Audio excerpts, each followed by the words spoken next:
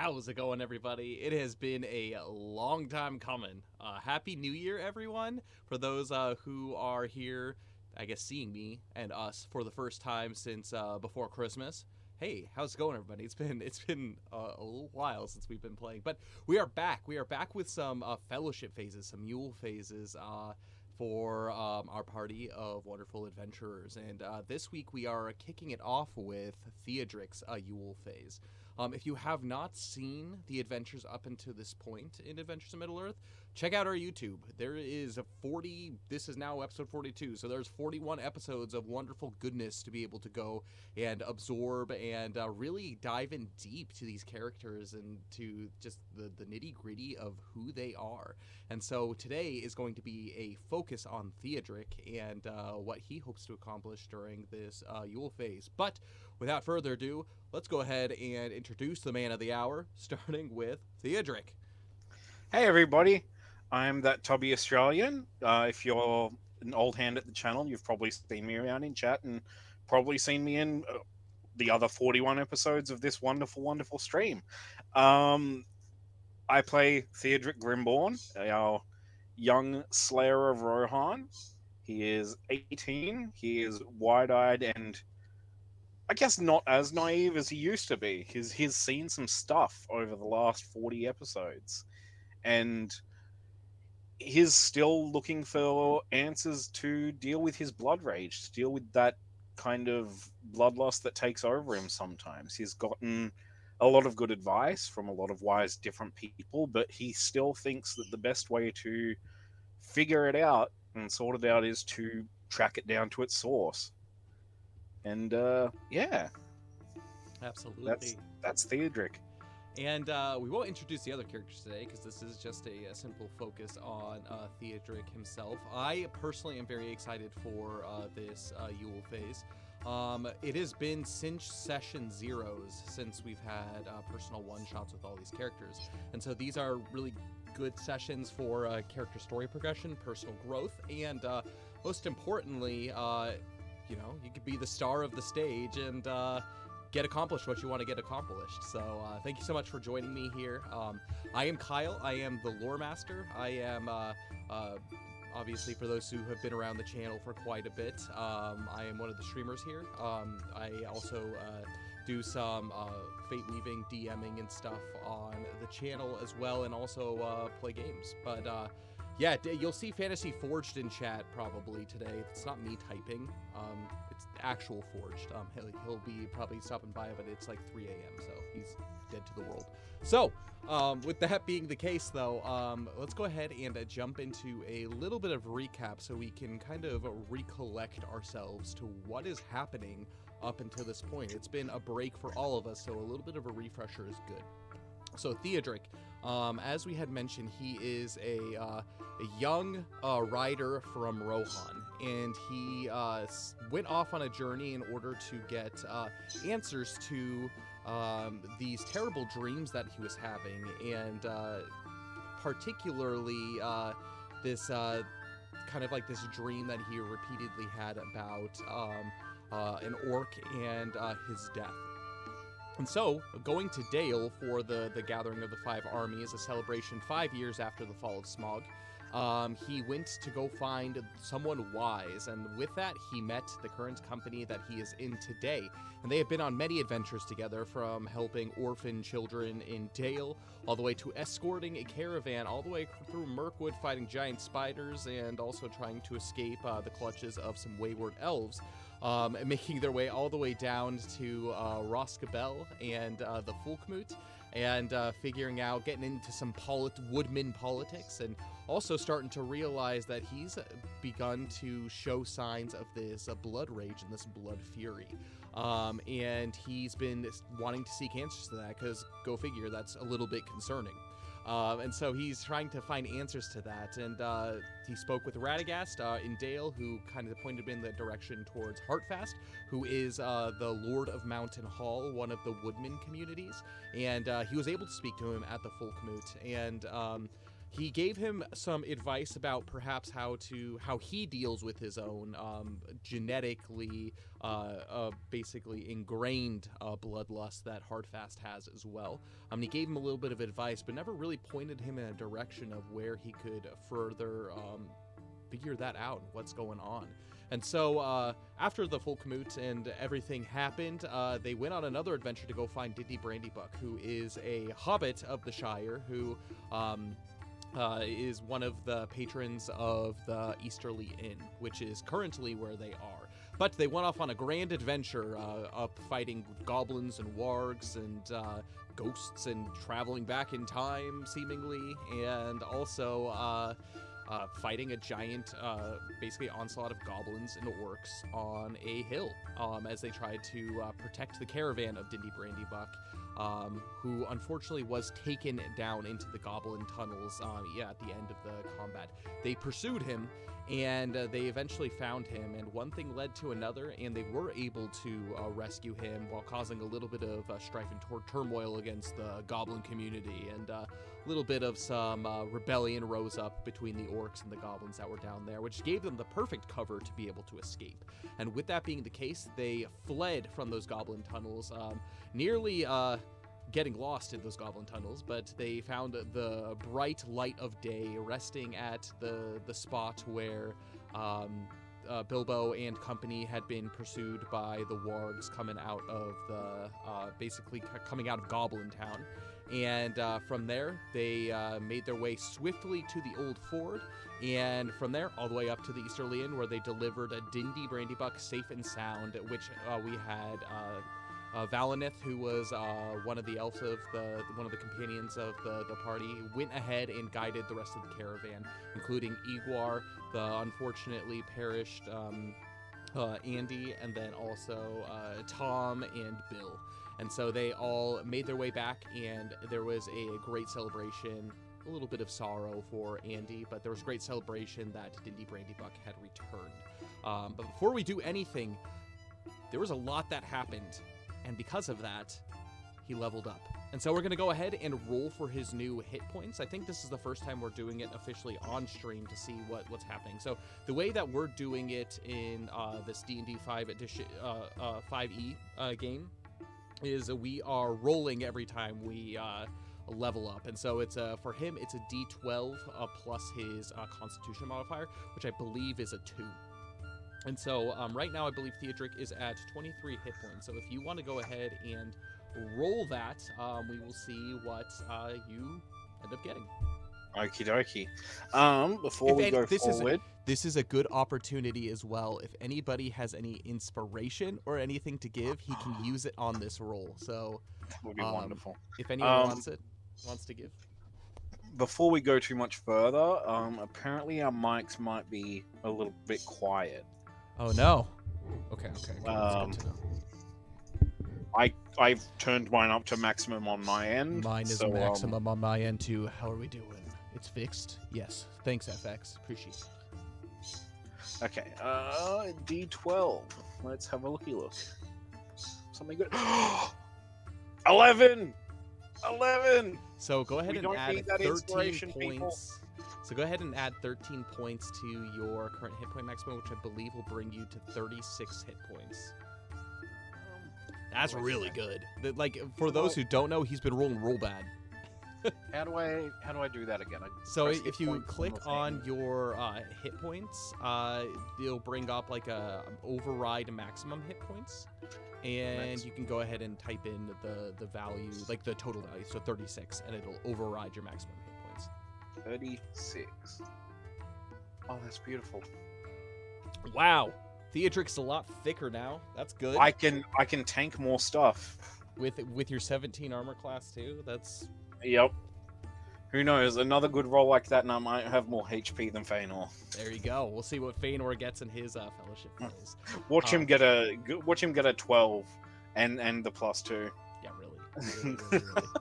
No, that's sweet. That's sweet. I'm happy to hear that. Finally, a little bit of good luck for the hit point maximum of Theodric Rimborn. But with that, Theodric, you made your way back to the Easterly Inn, and there was a much joyous celebration. There were many feasts to be had. In fact, there was an entire week of feasts. Agatha pulled out all the stops in regards to feeding you everything that you could possibly have, from things from the Shire all the way to fresh game that was hunted within Wilderland. It is a lavish display, and during this time you've had the ability to be able to talk about your adventures and what you are doing moving forward. So Theodric, what is your plan for this adventures phase? Or not adventures phase, the fellowship phase. Fellowship phase. Mm-hmm. Theodric, after all the research he and Valineth did at Woodman Hall, and after talking to Lord Heartfast, he is very intrigued by the idea of the House of Grimm. No, not the House of Grimm, the House of Haleth, I think it was. Mm-hmm. I have it in my notes somewhere. I don't know. This mysterious fourth house of the Northmen that vanished in Gundabad. This apparent one that he may be somehow related to. Mm-hmm. And he wants to know more about his ancestry and where this blood rage originates from, and what happened to this fourth house who just kind of vanished. So he's going to go track them down and have a look around Gundabad, have a little bit of a sticky beak. As you spend a little bit of time, again, you spend about a week with the company, and you've spoken to each of your members, and you've made plans one way or another to be able to return. And over time, everybody makes their way. Starting actually with Feanor and Valineth. They were the first to leave the party, as the two of them made way for the High Pass, where you had just come back from, hopefully crossing into Rivendell. Where during a little bit of, you know, just kind of some like refreshing and sitting around and restocking and basically just refocusing and centering yourself as far as like what your quest is and your purpose. Gundabad begins to set into your mind in the Vales of Gundabad. During this past year, you've learned a whole lot about the history of the Woodmen and how it relates to the Riders of Rohan. And with that, that's something that even in the adventures that you've had has been creeping into your mind and just into your thoughts. However, before you do decide to make way, there's actually a knock on the front door of the Easterly Inn, and in comes a very familiar face. This is the face of Saywin the Rider. Or Osred, not Saywin. Osred the Rider. He is a familiar Beorning. He is the one who originally let you cross the old ford on your way, and he's the one who gave you kind of like tips about what to do, especially tips about resting at the resting at the campsite that you encountered with the flowers. At, so Oh. Yeah. He does come in though, and he looks around and he sees Jess, and first and foremost he goes over to her and he pulls out something out of his pocket, and after a few kind of pleasantries, he gives something to her. It looks like a small sack, and he looks over to you, Theodric, and he sits down at the table and says, "I would like your finest mead over here." And Doty, of course, he is the perfect barman. He comes over and he's like, yes, of course, we have plenty of meat. A big, strong chap, a Beorning like you. We better impress. Actually, indeed, and he claps his hands. He goes, Shadrach! And Shadrach comes basically prancing in, all proper like.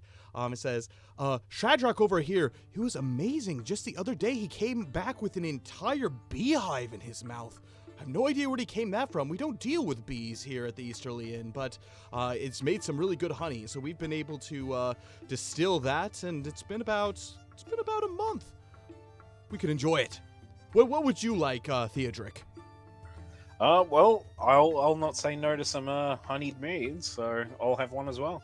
Ah, cheers to that, cheers to that. I will go get that taken care of. You two catch up. It looks like you know each other. And he goes and he talks. He's like, you know, Bilbo Baggins, when he visited Beorn, and he starts kind of talking about his experiences there. And he just disappears into the background as Ostred sits down at the table across from you, and Shadrach comes and delivers your drinks in Shadrach fashion. Ostred does not seem to be perturbed by this at all, to be honest. He grabs basically off the tray his glass of mead and then yours, and he sets it down in front of you and says, "You've done us a good service out there. You understand that?" What do you mean by rescuing Dindy and his group, or? Of course. But let's just say in the time that you've been away within the past about couple of weeks, me and my scouts have been going all over the Anduin, and especially at night, the goblins seem in a state. We've been seeing them more often. We've been seeing how they've been creeping closer to the water's edge, but they don't seem as organized. They don't seem as, well, between the two of us, they seem panicked for some reason. And I do have to say, it's probably because of you. I would say it's more of Jessamine, but yeah, our group can kind of the blame can be laid at our feet, I suppose. We kind of started a goblin civil war underneath those mountains. As long as those foul creatures are destroying themselves and we don't have to do so much in the process, well, that's a very good thing that you've done. But with that being the case, we have seen our fair share of goblins, and we have been able to slay, well, more than we would like to think. But they do seem to be carrying quite a bit of treasure, and he tucks into his pocket, and he pulls out a small sack. It's not much, but you said that there was a treasure hoard that came from, well, the goblin tunnels that you had come from. It seems that many of these goblins had tried to escape with some of that loot. And because you were the ones who, informed us that there was such a thing that exists, we do believe that this is owed to you. And he plops down a sack, and inside is 14 silver pennies. Ooh. Well, you certainly do have my thanks for that. I know it's not much, especially considering Jess, I believe. She said that there were hundreds. In fact, I just had a conversation with her, and she didn't seem all that pleased with the amount that we gave her. But I do think that more will come. Silver will be flowing from that mountain in no time, and if we deem that the rabble settles down enough, we might even send explorers of our own down into those tunnels to see what we can find. But as for now, we have our hands full with the goblins that are on the west bank of Anduin. But it is thanks to you, so this is your reward. You have my thanks. I imagine that, I guess Jess will just have to be pleased with that. If she had her way, though, we would have been carrying the whole lot out. I think if we had any of us had our way, any treasure hunter, adventurer, whatever we call ourselves these days, a little bit more heft in our pockets never hurt anybody. True, but I was simply glad that we escaped with our lives, to be honest. And as am I, and the fact that there's been so much celebration here of late. I've heard rumors that feasting for days. In fact, part of the reason I'm here is perhaps to partake in a little bit of that. Hopefully, Hobbit hospitality hasn't slowed down by any means since you've been here. Oh no, Dindy and his family have been in fine form over the past couple of weeks. Apparently, saving another Hobbit's life is, it earns you quite a lot of goodwill. That is true, and you, speaking of which, there are rumors that are spreading throughout Wilderland that not only have you made a name for yourself with this fine folk of hobbits, but also with the woodmen as well. I'm hearing the names Theodric, Jess, Valineth, and Feanor more and more these days. At least the more we travel up and down the Anduin, seems when the woodmen do cross, they all seem to at least know of you and of your exploits to and from. So it might be nice to think that you're more than just adventurers at this point. And he takes a look and he kind of like at his fingernails and kind of, I'm gonna have you make an insight check for me. Okie dokie. 14. You see that there is a little bit of envy in his eyes. You're starting to look more like heroes these days, which, just out of sheer curiosity. So I see that only Jess and you are here, and Valinith and Feanor have taken their leave. What is your plan going forward? Do you plan to just lay low, or let your talents go to waste? Well, right now we've all agreed that we'll come back here in a few months and meet up again. But we all have our own business that we have to attend to right now. I believe Valinith and Feanor are heading back to Rivendell to check on their companions, and I believe Valinith is seeking the counsel with Lord Elrond.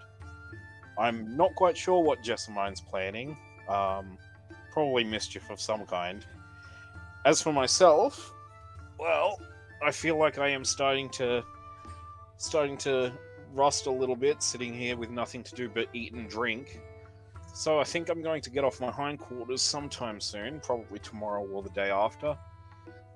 And I'm going to head north to Gundabad. What business could possibly lead you to Gundabad? And he looks like his kind of smirk kind of turns into a very serious look. What would drive such a person to that wretched place? History and questions. And all of my roads seem to lead to that mountain. He leans in a little bit and he begins to talk in a hushed voice and says, Theodric, what do you know of the Vales of Gundabad?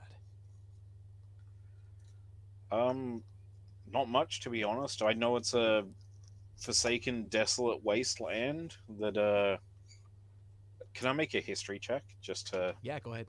Make sure what... I can't mix up what I know as a as a nerd with what Theodric would know. For sure. History. History or lore? But probably history. Okay. Yeah, that failed horribly. That's a 2. Okay. Yeah, basically everything that you've heard of Gundabad is probably hearsay. Welcome home, good hunter. But yes, no, I know it's a desolate place that once housed a Dark Lord, and I've heard that apparently one of the Northman clans vanished up there quite a long time ago. Also, I think somebody mentioned something about a sorcerer, rumors about a sorcerer. The Vales of Gundabad. For as long as history can retell.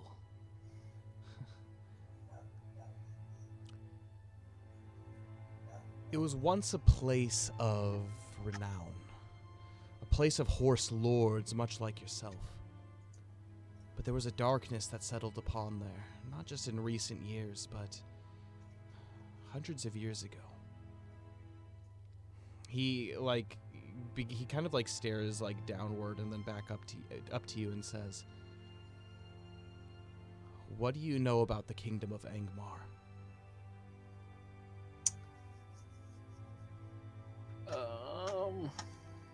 You can go ahead and make a traditions check. Traditions. Shadow lore check. Shadow lore. Nat 20! -1, so it's a 19. You, from what you know, is there was a great war that was fought in Eriador long, long ago. This war was between men, elves, and particularly a very vile race of men. They took refuge in the northern mountains in Eriador in a keep known as Carindum. And the Witch King is what he's referred to, gathered a host of wicked creatures from orcs to trolls to men that were rumored to have been able to take spiritual forms. This is a very well-known amongst many of the men of the West, but not quite so well-known. And these are just rumors and things that have been passed down to you in this current day through song, actually, into Rohan. So you know a lot about it, but a lot of it, too, in your mind is just legend, most likely. I mean, I've heard of the fables and the songs of the Witch King of Angmar and the wars in Eriador, but how much of that is true and how much of it is simple fairy tale is unknown to me. My people, before we descended the mountains and joined with Beorn, we were mountain dwellers. We didn't venture quite as far north as the Vales of Gundabad, but that is a haunted place.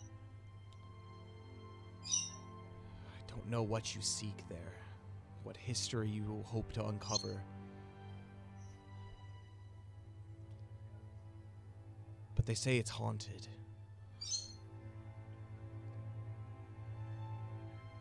During the day, during the night, no matter the season. If you see a green mist, well, for most, that's the last they ever do see. But they say ghosts rise from that mist. The ghosts of spirit wolves and wargs. And they say there's even werewolves that live there. Of course, this is something that us Beornings tell our kids to make sure they come back at night, but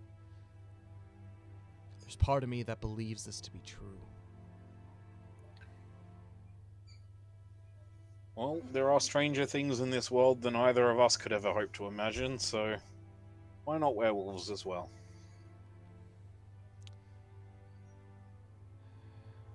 But it isn't just spirits and werewolves and goblins and orcs that you should worry about there. The reason I bring up the Kingdom of Angmar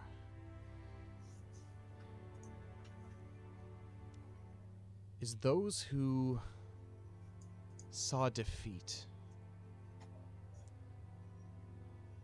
at the death of the Witch King. They were scattered.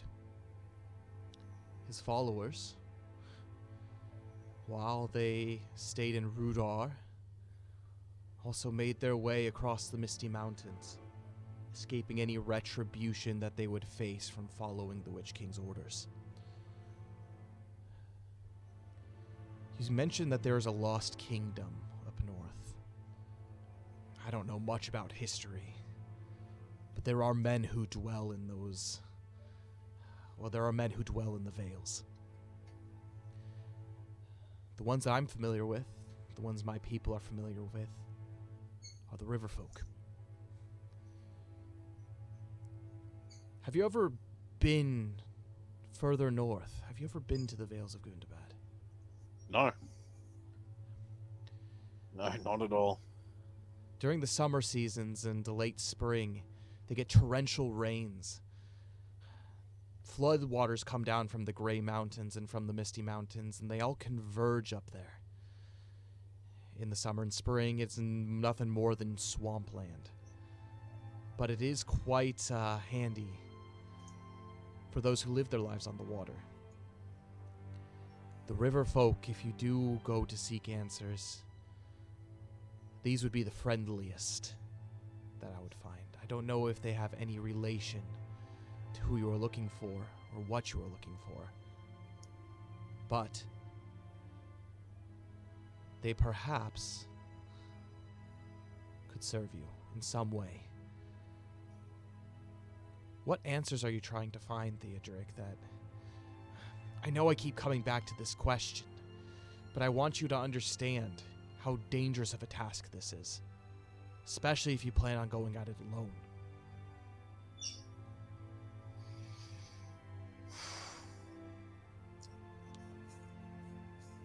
Theodric's thinking about it, and there is a lot I don't know about my own ancestry.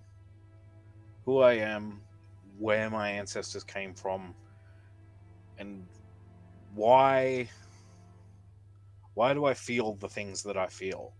Why does this rage overcome me, this bloodlust overcome me sometimes? And I've wrestled with it for so long, and I'm always seeking answers, and every time I find somebody who I think can tell me, who I think can solve my problem, it just leads to more questions. And I've finally found potentially where it all stems from, and there's still nothing but questions. And unfortunately, those questions do seem to lead to Gundabad and to the House of Harleth. I understand. You've proven your might up until this point. You've survived Mirkwood. You've brought the woodmen together. You've fought off orcs and gone deep into the mountains. I don't doubt your strength, Theodric. But what of your mental fortitude? Gundabad is a place of terror. There are a few places, well, between the Misty Mountains and Mirkwood, that I myself wouldn't dare to venture without a retinue of many, many Beornings. But if that is where you seek, perhaps I can help. I can take you as far north as where the river crossing happens.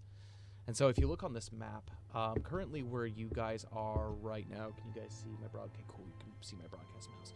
You guys are currently in kind of like this little thicket right here. This is where the Easterly Inn is. Yep. Osred can take you all the way up here to this general juncture. Yep. But he will say, but from there, I will be unable to follow you much further. It is a dangerous place, of course, but... And he looks side to side, and he pulls out, and he calls back to Dodie and says, "A pen and paper, if you will." And Dodie, he comes out and says, "Well, yes, of course. Do you have some kind of... I didn't know you were a bard. Do you have a song to sing for us? Perhaps a poem? A rhyme?" And Osred just ignores him and grabs the pen and paper, and he begins writing down in just general directions. Eventually, after a little bit of talking, Dodie kind of gets the gist and just kind of slowly slumps away, kind of talking to himself. The whole time that was happening, Theodric was just drinking and just kind of pointedly ignoring Dodie a little bit. I imagine that after the last 2.5 weeks, 3 weeks, just Theodric has had it. Oh yeah. He's got that way about him, that's for sure. But after he finishes scrawling down something on the paper, he hands it over to you, slides it across the table, and you see what looks to be a name and also a very, very crudely drawn map. So generally you see kind of this general area, and it's pretty much exactly this. It's like where the river bends, and then like some hills and then like mountains and stuff. But he puts an X right at this juncture, kind of like in the crevice here between them. And he says, "It's no more than a couple days' journey, but eventually you will run into a small village, and this is where the river folk do live. Seek out a woman. Her name is Hualda. If it's answers you seek, it's perhaps answers she'll give. And he, again, looks to see if anybody is listening. I'm going to have you make an insight check for me. Oof, that's a 4.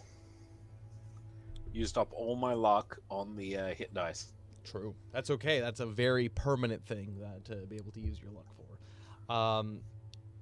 You have no idea why he seems so nervous, but he looks over at you, and as he points to the name Hualda, and he says, She's helped my people once or twice.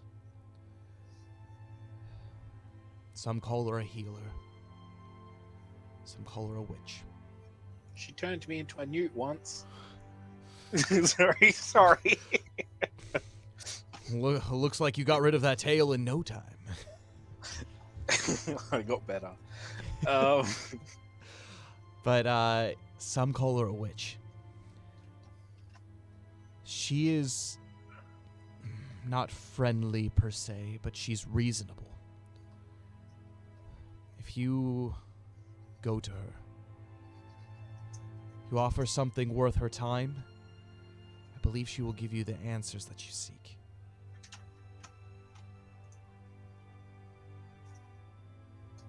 Do be careful while you are with the river folk, though.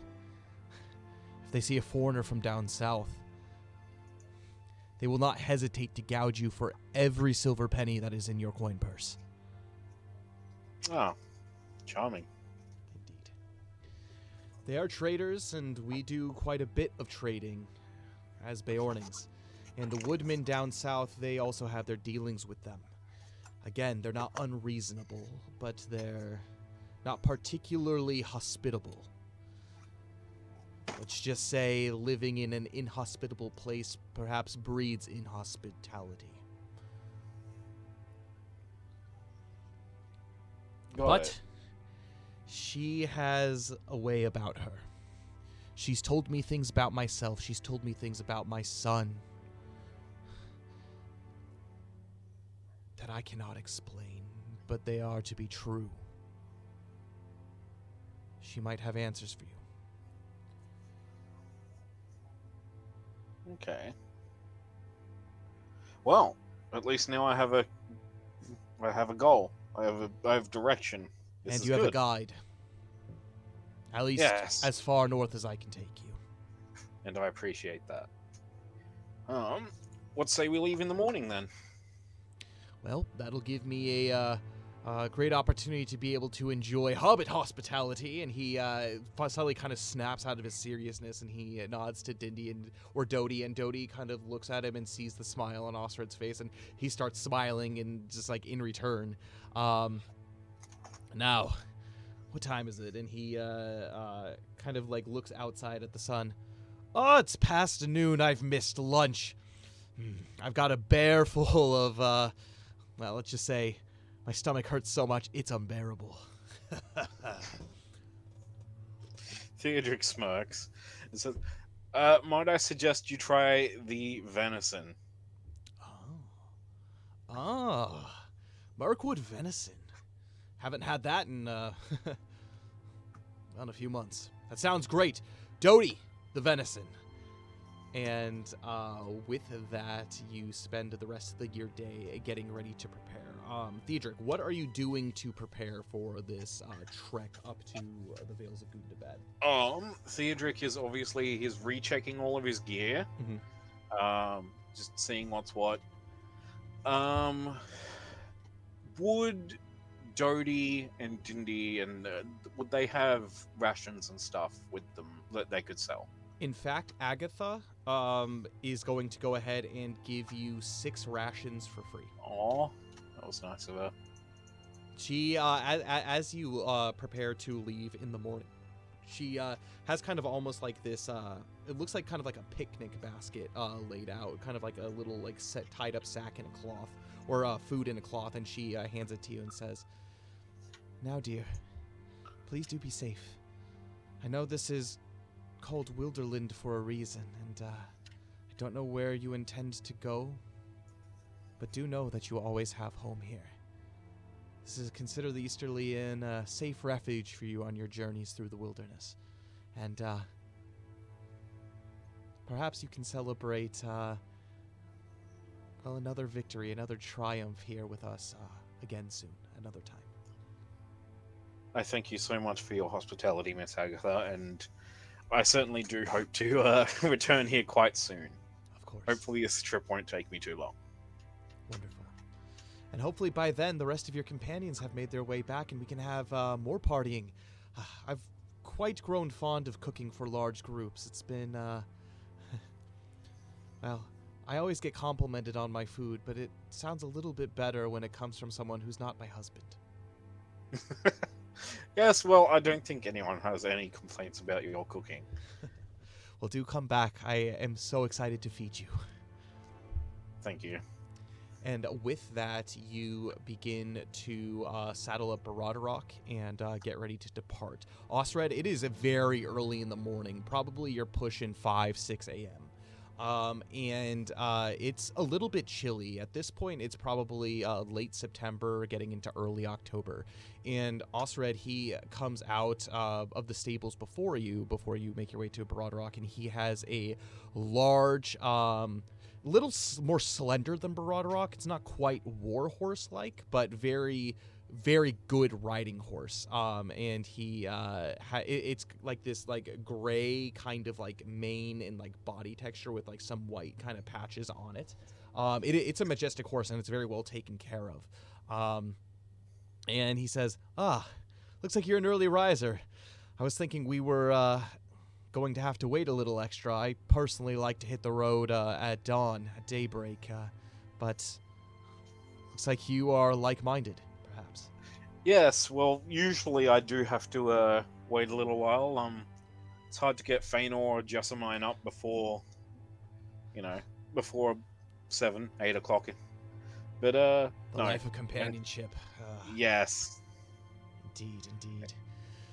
Well, I will say it is fortunate. You've got a beautiful mount. I've got mine. Yes. Seems we should be able to make our way in due time, very quickly, with much haste. The best place I do find that we should cross is making our way.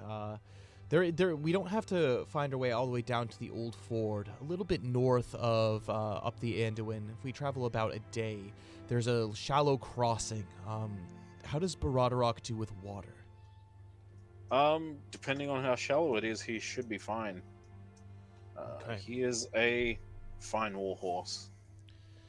That's good. As we make our way north and towards Gundabad, the waters they tend to get a little bit rough. Of course, old Pepper here, and he pets his horse. Well, she has she's forged her way across the Anduin more than a few times. Sometimes She's a fine steed. She is fine indeed. I found her up north. They say that she is actually a descendant of some of the North horses. The horses that I do believe, being from Rohan, your Baradorok here is a part of. Yes. We are quite proud of our horses, and can I use my animal handling to have a better look at his horse? Yes. That is a 20. Oh yeah. Yep. You do so, and Pepper's very well taken care of. Very cleaned. Considering what Osred looks like, he doesn't look super wild, but he also definitely looks like he lives in the wild. And so he keeps his horse cleaner than he keeps himself. And you can tell that there's a deep bond between them that leaves them a little bit basically inseparable. And now you truly understand where Osred gets his name, Osred the Rider, from. He is as he mounts Pepper, he is a valiant, basically broad, tall warrior. Even though Baradorok is a larger horse, as Osred gets onto his horse, he, in his just overwhelming presence, almost seems to dwarf you and Baradorok. it's incredible to behold. Shall we? Absolutely. And so She's a fine steed, and she definitely has the same, comes from the same stock as my Roderick does. I found her years ago before we made our descent into Wilderland. She is a fine horse, and as you begin to ride, he begins to tell you stories of his experiences, kind of like pseudo ghost stories, and also some just kind of like general lore of the region. And he begins to kind of discuss a little bit within the first couple of days about some of the ghost stories. One of which, in particular, is a story which went throughout his community before they became Beornings, and how to explain? They weren't without merit. These spirit wargs that have been heard, there have been multiple sightings by not only the Beornings but the river folk. It's something that you very clearly have to watch out for. He already told you about kind of like a greenish type of mist that begins to settle where spirits can be heard. But he also continues to warn you, don't go too far north. If you go too far north and you hit the mountains, you're going to be hitting Mount Gundabad itself. This is a place of pure evil. There's nothing but wickedness for ages that has grown there. And just before that, there is actually a great wood. This is where, apparently, rumor has it that some of the fiercest wolves in all of Middle-earth live. They breed, and he begins to tell a story, and you can hear in the back of your mind Dodie going, Bilbo Baggins, but he begins to tell the story about how it is believed that the pack of wargs that chased Bilbo, Gandalf, and company out of Moria came from that very forest. They're very cunning and hateful, and there was something evil that drove them to being able to find Thorin and company. And so they have a deep hatred for anything that is good. And he also continues to tell a little bit more about the people that are there, that exist within the Vales of Gundabad. Lately, it's been pretty quiet. There used to be a little bit more liveliness that happened. Not only war between the hillmen that are there, the hillmen, the descendants of those who once served the Witch King, and basically the northern men that are there. But it seems that many of the northern men have all but completely abandoned the northern Vales of Gundabad outside of the river folk. Obviously, being on the river, they have a little bit of protection that way. And so he begins to tell you kind of all of this information that he deems that he thinks will be quite useful to you as you ride up. It's only, believe it or not, it's only a three-day trek on horseback to get to your location. And so by the third day, as you begin to continue your way north, you went from beautiful fall weather until basically sleet. The skies themselves have started to become more gray as you start to make northwest. And this isn't out of the ordinary as you do make your way north, but it's starting to be bitterly cold, at least comparative to the weather of the Easterly Inn and the weather that you had weeks prior by the High Pass. Definitely winter has begun to set in, and if you would have waited much longer, it would have been perilous to travel this direction. And so Osred, he does say to you as he meets you at basically the river crossing. It is another ford, so it's like, again, a small kind of like place where it's still river, but you can traverse across it with Baradrock. He bids you farewell and says, "Give Walda my best, but I don't think she will remember me." And he looks kind of awkward about it. I'm gonna have you make an insight check for me.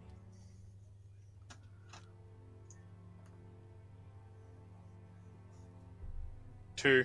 2. That's a 2. Your head is pressed forward, ready to go into the Vales of Gundabad. Do you have any last-minute questions for Osred before you cross the ford into the Vales officially? No questions, but I do turn to him and I say, "Well, Osred, I thank you for all of your help and all of your guidance, and I wish you good luck and safe travels." Good luck to you as well. I shall be waiting in the general region to hear any word from you. How long do you plan to be away? Hopefully not more than a week. I'm simply going to ask Hulda if she knows anything. Maybe track down any rumors of it. But if my travels and my questions take me, as you said, anywhere near this large forest or the mountains, I'll have no choice but to turn back. As much as I want questions, as you said, there are some places that men aren't supposed to go. Especially alone. Yeah.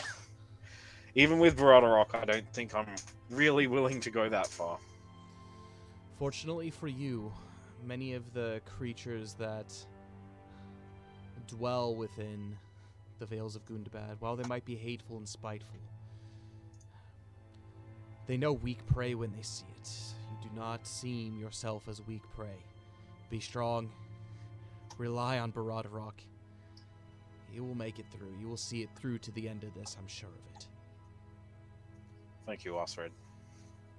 As I'd mentioned, and he points to the paper, again, her name is Hualda. It's about a day's travel north by horseback, but the terrain is going to get increasingly difficult as you begin to travel north. This is hill country. There's no real clear line of sights. Behind one hill, there might be a small river. Behind another, there might be some kind of icy lake. Behind another, who knows, there might be some kind of a wooded forest. The terrain is always changing. Keep your wits about you, keep your ears open, and keep your eyes peeled. I will. And in swift haste, stay warm. And I look forward to seeing you again, my friend. Yeah, we'll have to have some more of that mead at the at the inn. You think that mead was good? Next time you should join me all the way to Beorn's.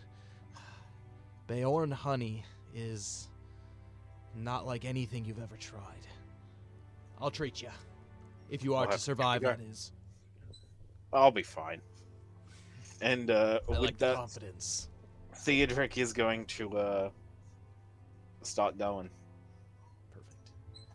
You do so, and as you cross, you begin to travel for about 3 or 4 hours, and no longer is it sleet. In fact, it's become almost white-out conditions. Not necessarily in a blizzard fashion, but there is a blanket of snow that has covered the ground, and there is a heavy wind. It's not actively snowing per se, but it kind of feels like it as the snow is getting picked up and like basically tossed into the side of you and Baradrock.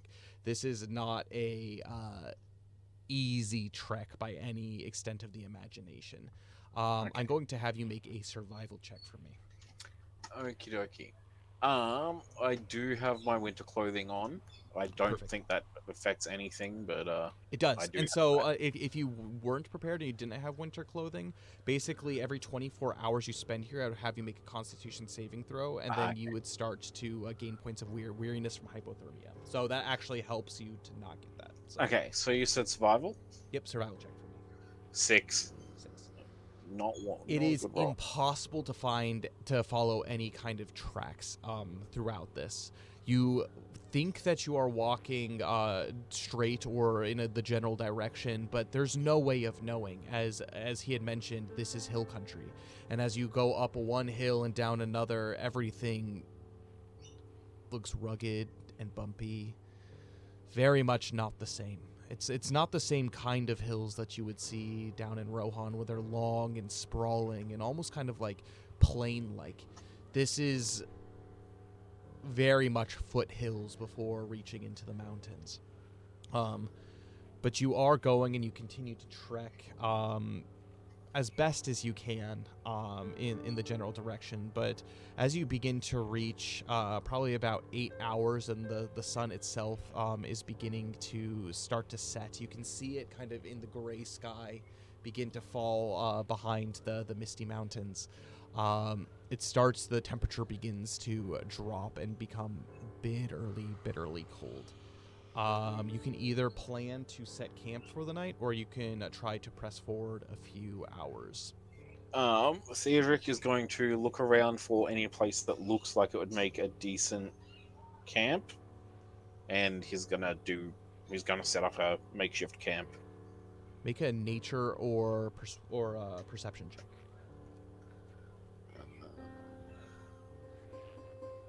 Where's my nature check?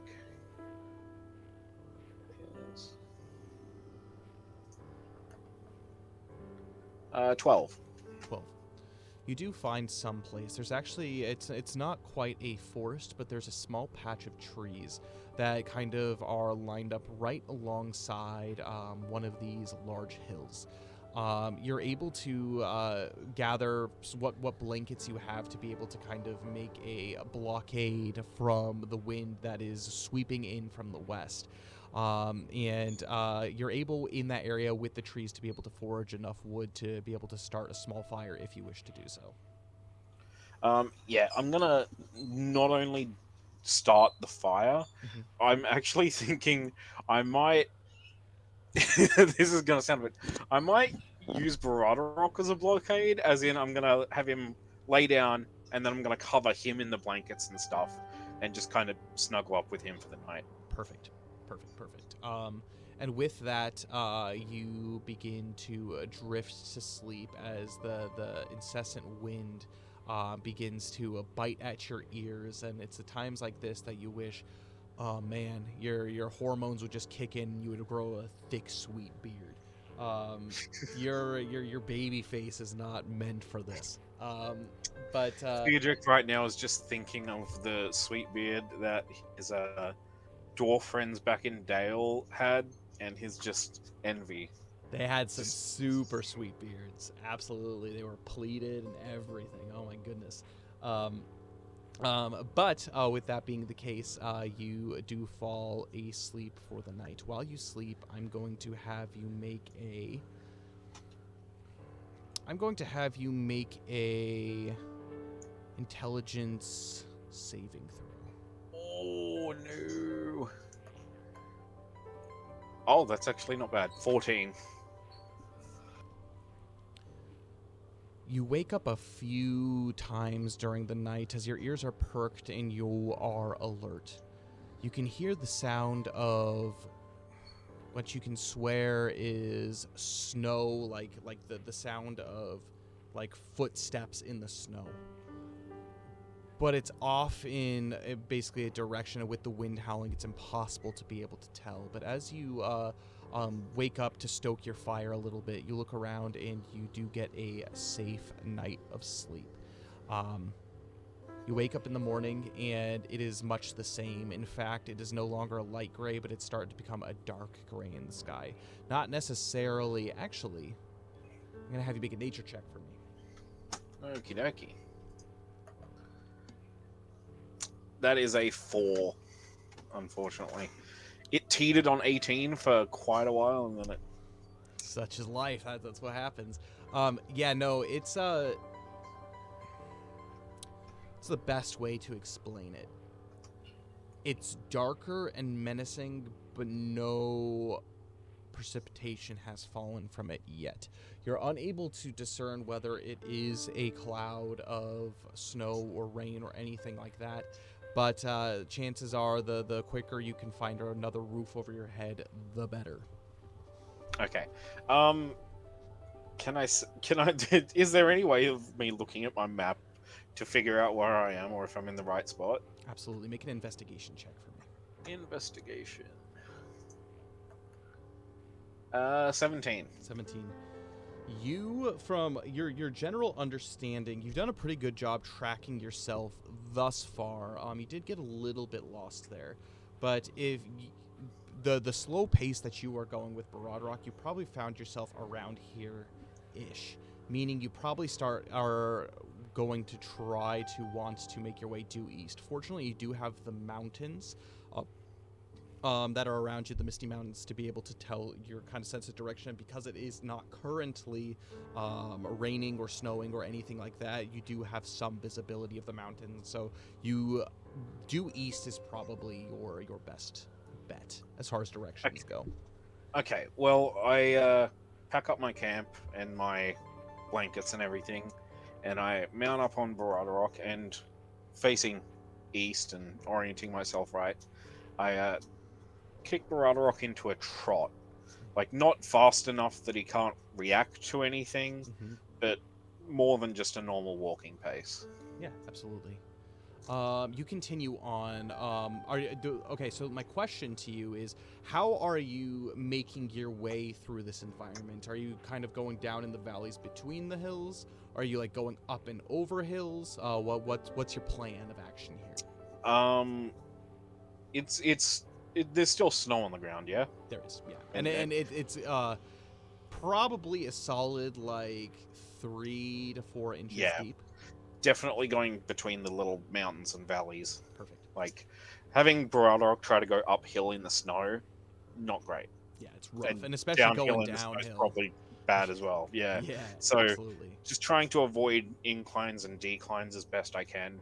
I'm going to have you make a perception check as you attempt to hear. Because the one thing that Osra did tell you is listen for water.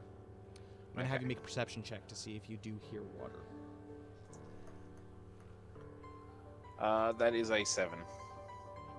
You don't hear water, but you swear the footsteps from the night before seem to continuously echo in your mind. They seem to be driving you a little bit crazy. You look around in every direction. You look up top of hills, look behind you to each side. You don't see anything.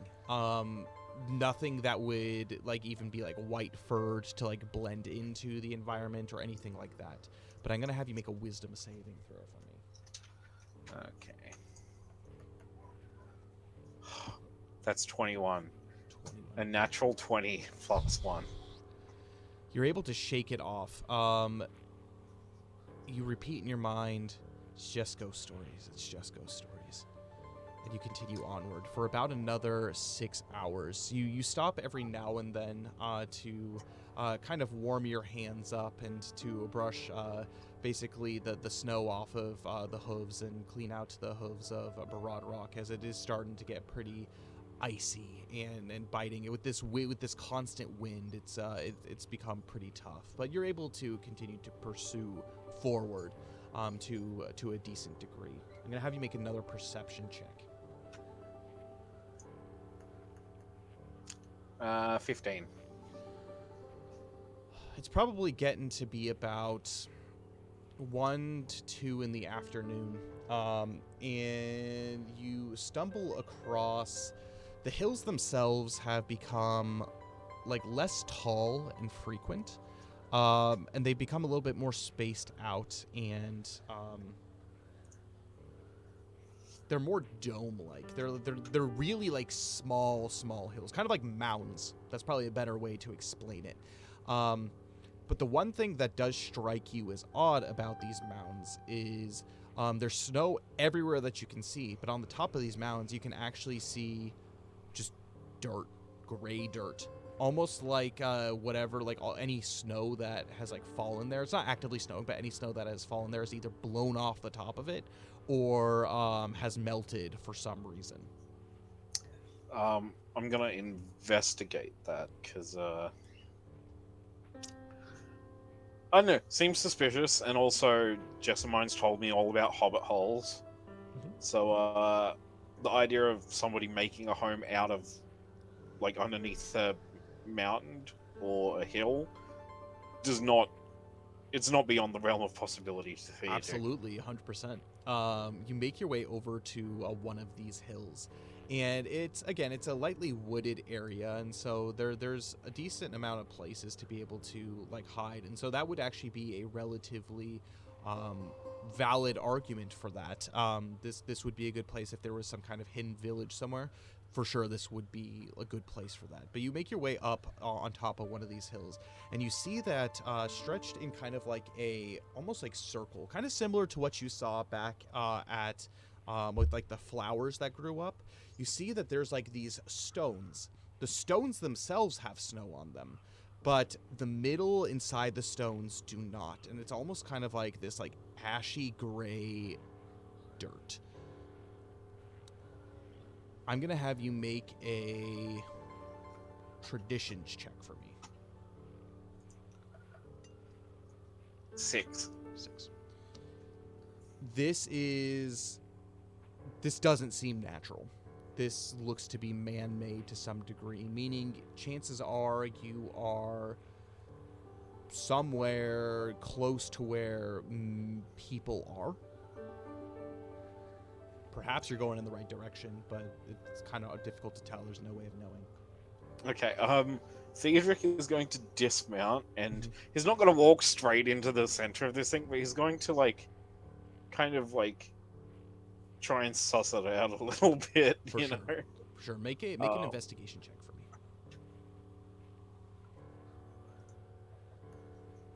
me. 14. 14. Yeah, this is you look out, you look at the ground that's around you, but you also look out to see the hills that are spreading, and they're similar, almost eerily similar. Not only in height, but in the way that they are spaced apart. Theodric's is there any, like, sign of, like, people at all, or is it just... Make a perception check for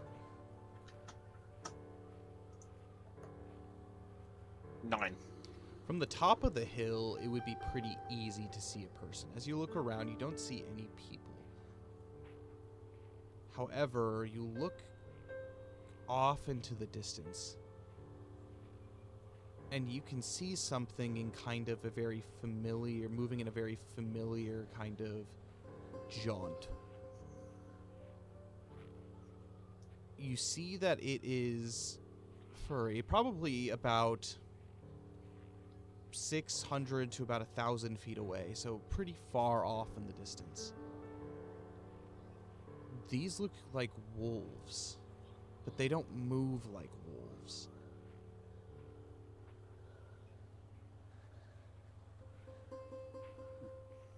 Huh. Do they seem aggressive in any way, or are they just kind of... From what you can tell, there's two of them. One is sniffing the ground, and the other is kind of like perked his ears up and is like looking around.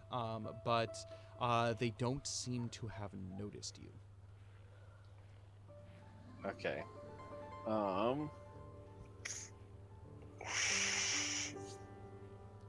Cedric's gonna mount back up on Barada Rock, and he doesn't want to mess with the wolves right now, so he's going to keep heading east and hoping to find water and the river and the river folk. Make a stealth check for me.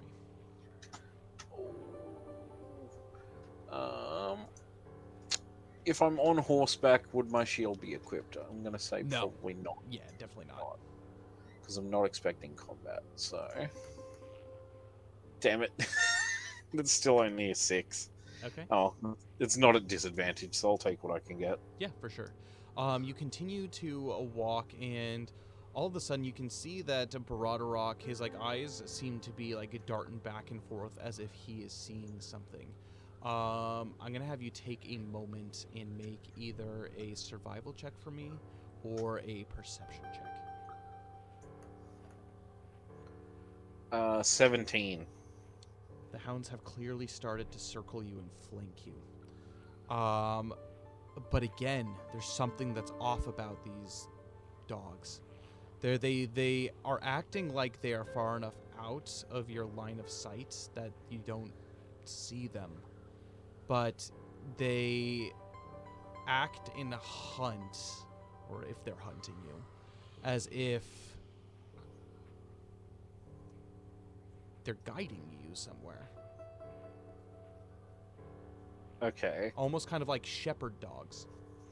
Okay, well, Theodric is going to... Upon seeing this, he's seen shepherding dogs. Like, back when he was living on the farm with his dad, he's seen shepherding dogs. He's seen Shadrach do weird stuff. He knows enough about animals to recognize this behavior. And while he's a little disquieted by the fact that these wolves are seemingly circling him and have him outnumbered, he is going to, I guess, follow them. He's going to follow them. And he's going to lean down to Broderick and be like, "Hey, bud, I know this probably doesn't look good, but we're going to trust my gut right now." And with that, he's going to keep following the wolves. You begin to follow them, and they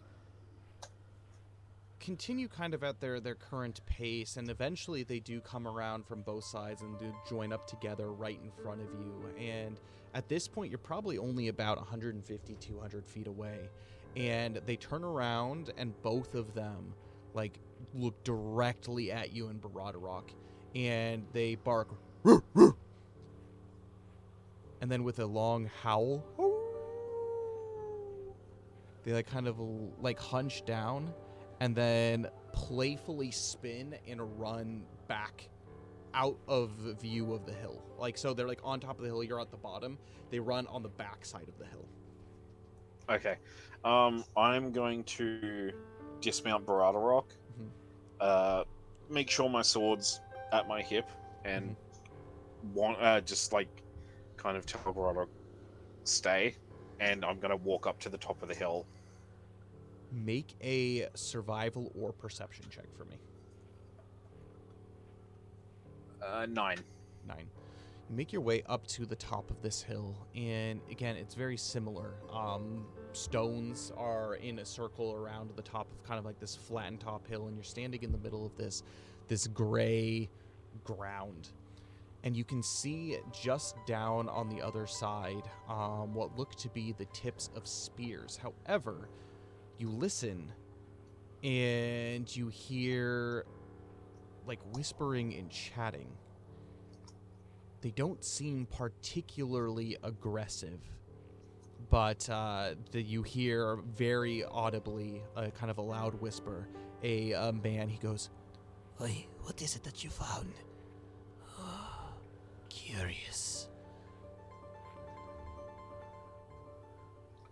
Okay. Would I be able, like, is there a way around I could go around to get to these people from a different angle where I'm not kind of sneaking up on them? So you don't necessarily, you can tell that they probably don't see you. Whoever these people are, they're probably at the very bottom of the hill, and so the line of sight, it hasn't really met you yet. Okay. If you descended from either way, you could approach, or you could make yourself known in another way if you wish to do so, or you could attempt to sneak back down towards Broderick back on the other side, if you wanted to.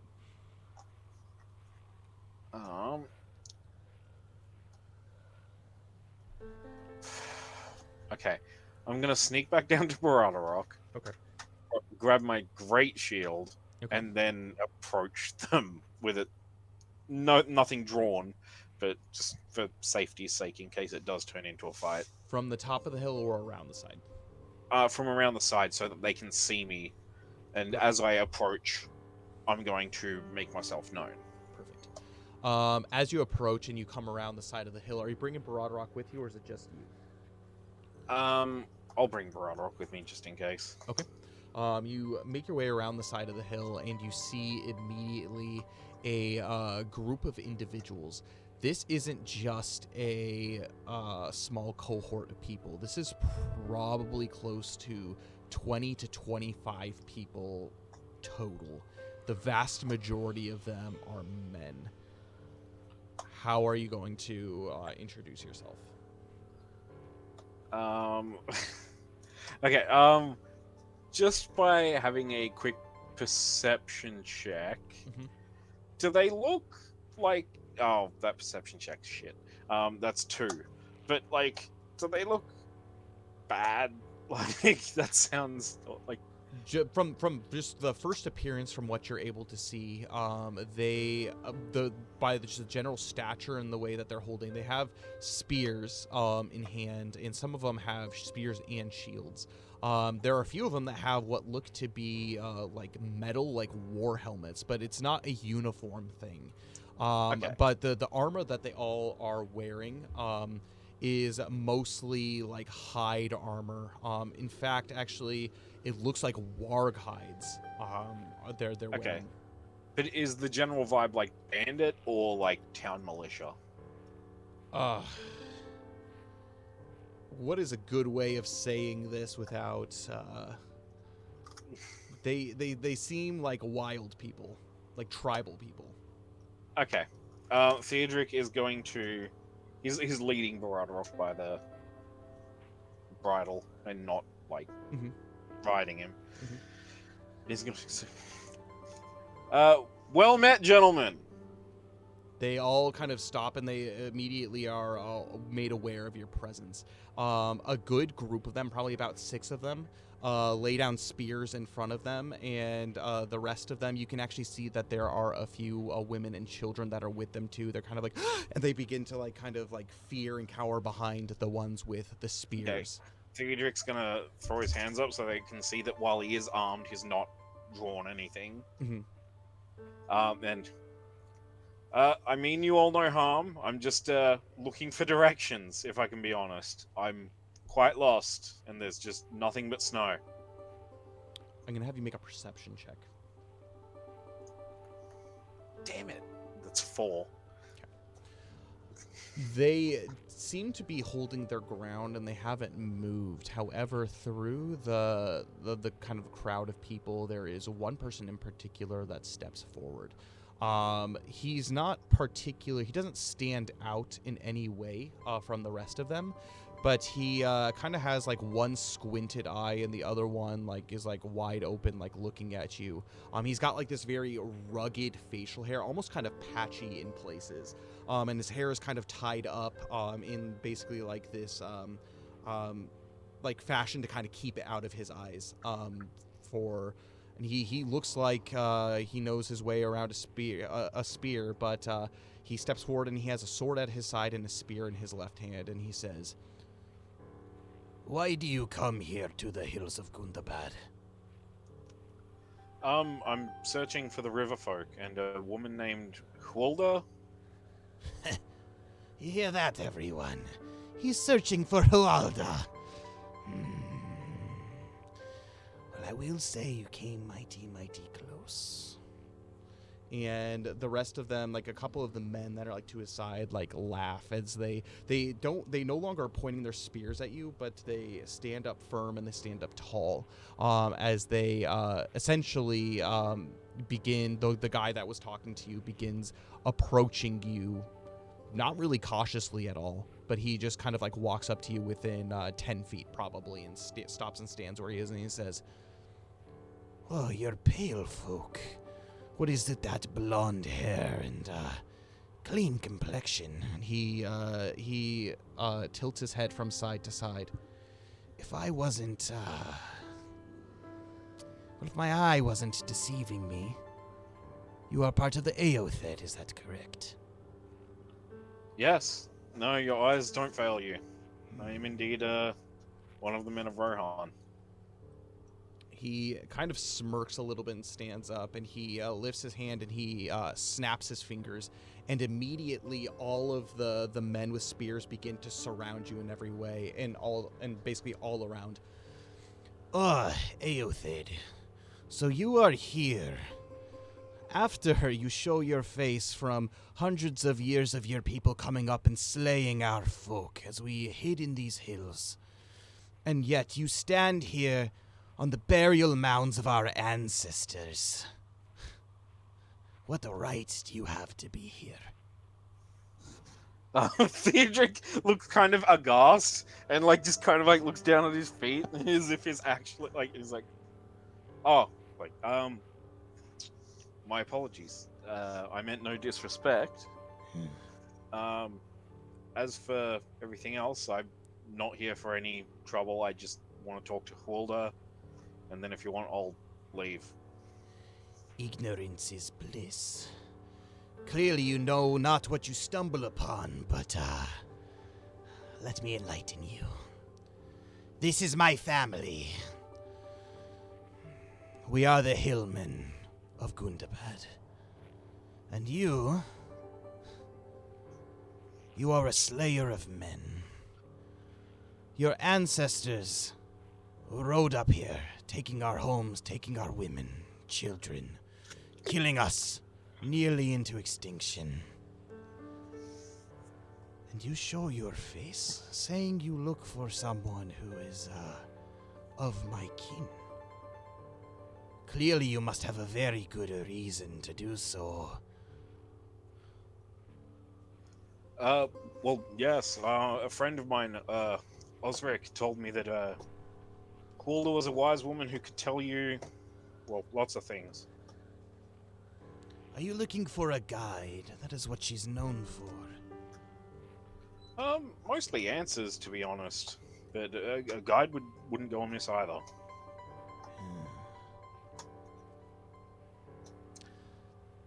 That does. I really am answer. sorry to like impose myself here. I was just two wolves led me here.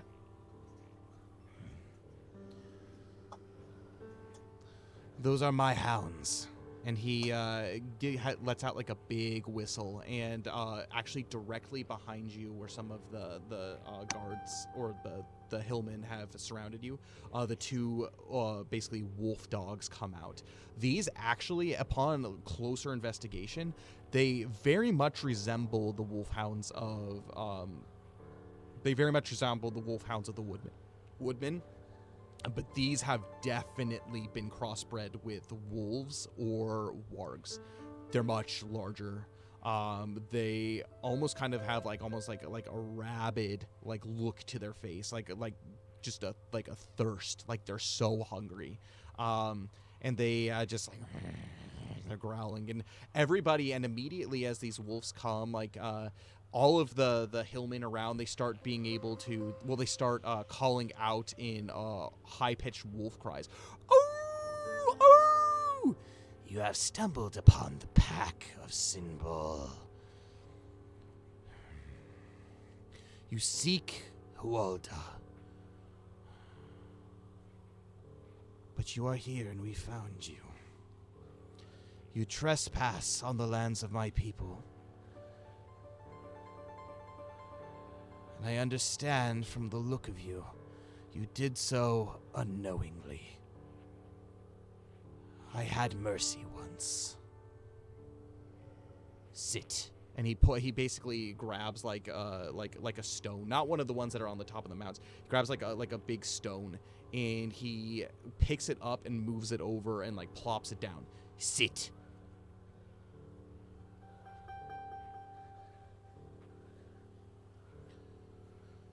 Oh, can't hear you if you're talking. Whoops, bumped my mute button. Theodric's going to listen to him and sit down on the stone.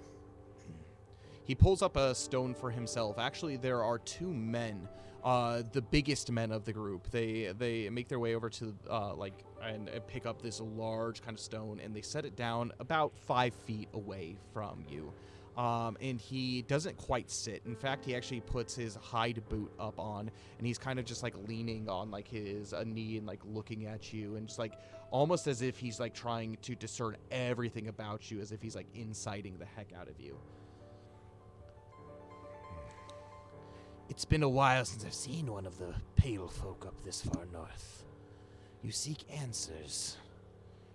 Perhaps I can be of assistance. Okay, well, yeah. I would hope so. I'm looking into what happened to the House of Haleth. He kind of like snorts and like he spits down at the ground. What about them? Well, there's just not a lot on what happened to them. People say they came back up here and they vanished. Some people say that there are sorcerers involved. Some people just say they just died out to orcs. Nobody really knows.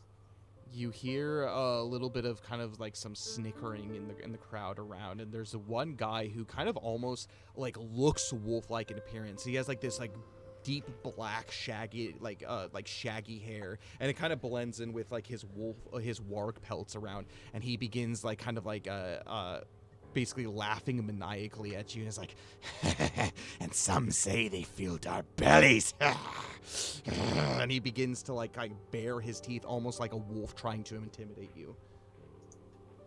And then the guy who's talking to you, he holds up his hand. You've been gracious enough to answer questions and not drawn a weapon to my dogs or my people.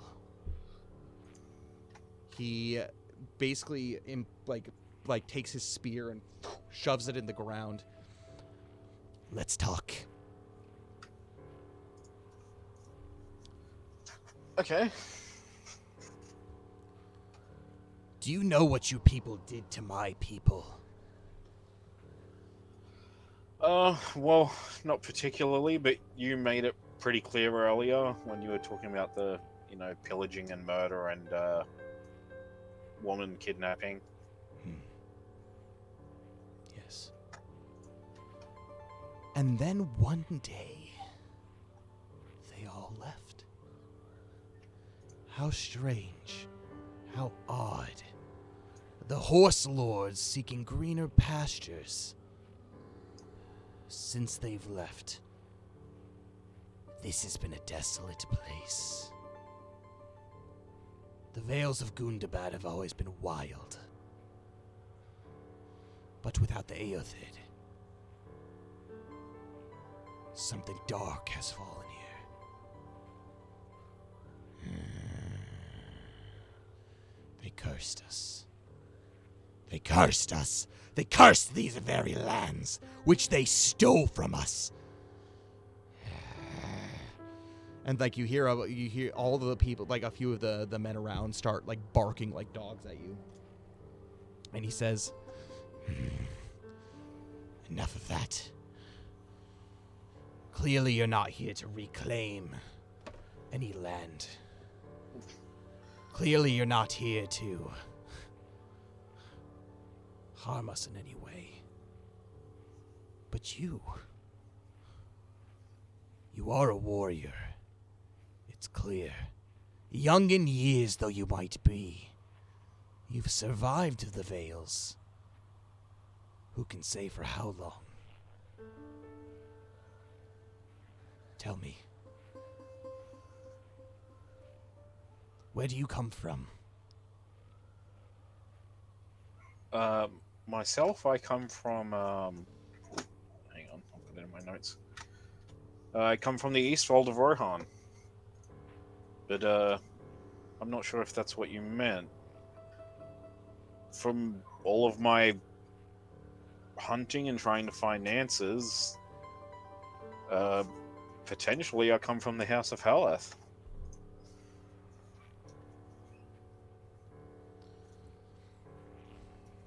This might bring you no comfort. But the House of Halath is dead.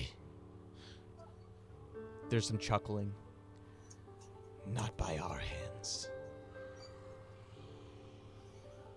There's something dark that moves here. It's delightful to witness. And he kind of almost like cracks his neck, and as if like savoring something. I'm gonna have you make an insight check for me. 13. He is basking in some kind of victory or glory or something of the such. Is the shadow check thing that Valineth does an elf thing? Yeah, so that's specifically for Okay. the Elves of Okay. Madras. Okay, cool. Mhm. Okay. Still not good vibes coming from him right now. I get that. I get that.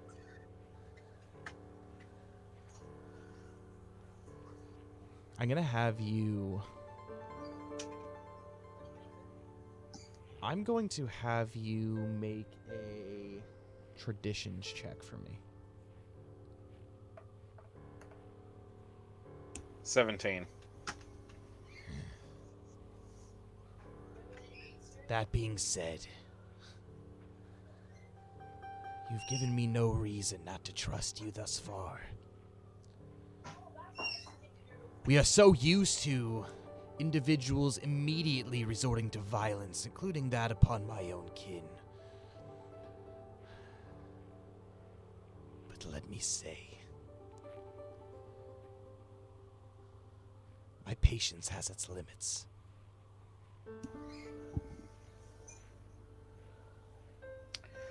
Well, I don't really intend to or want to test your patience, so if y'all could just point me in the direction of the river folk and Coolder, I'll be out of your hair.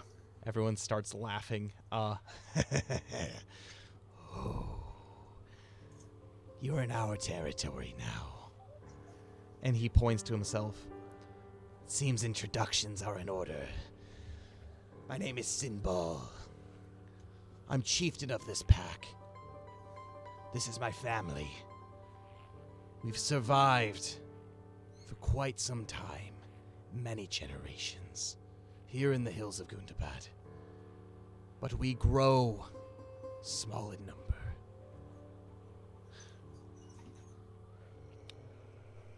What I like to see, what we value, is not only peace and respect, but signs of strength. You need to earn our respect before we let you go. I'm gonna have you make a perception check for me.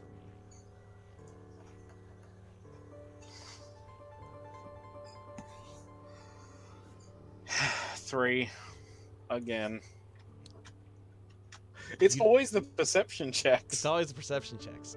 You haven't noticed until this point, but it immediately seems like everybody that was surrounding you is now probably a good 20 feet closer to you.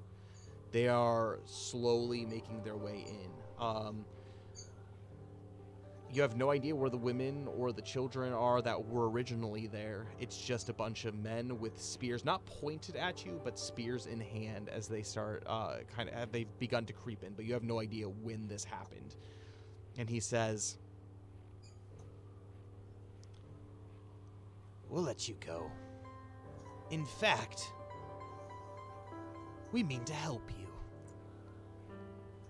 But you would do something for us in return.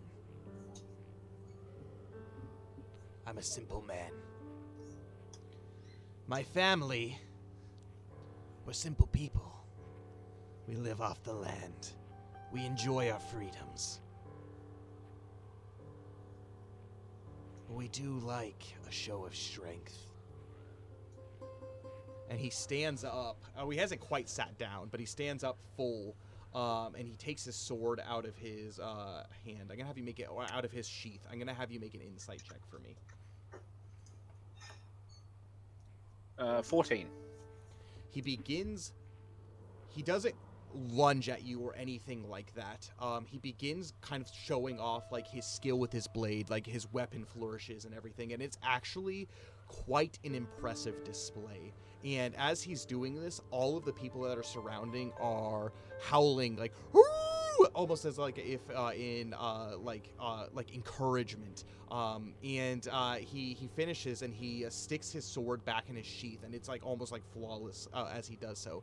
And then he kind of again props his leg back up and leans on his knee, and he says, In these lands, warriors are judged worthy by their skill with a blade or a spear, or a display of strength. You have a sword. Show me. Okay. Now, what kind of role what I need to do to essentially kind of mimic what he did, but with like kind of, I guess it would be a bit more graceful with the long sword. With your longsword, it's still probably going to be an athletics check. It's not quite like using like daggers or like a short sword.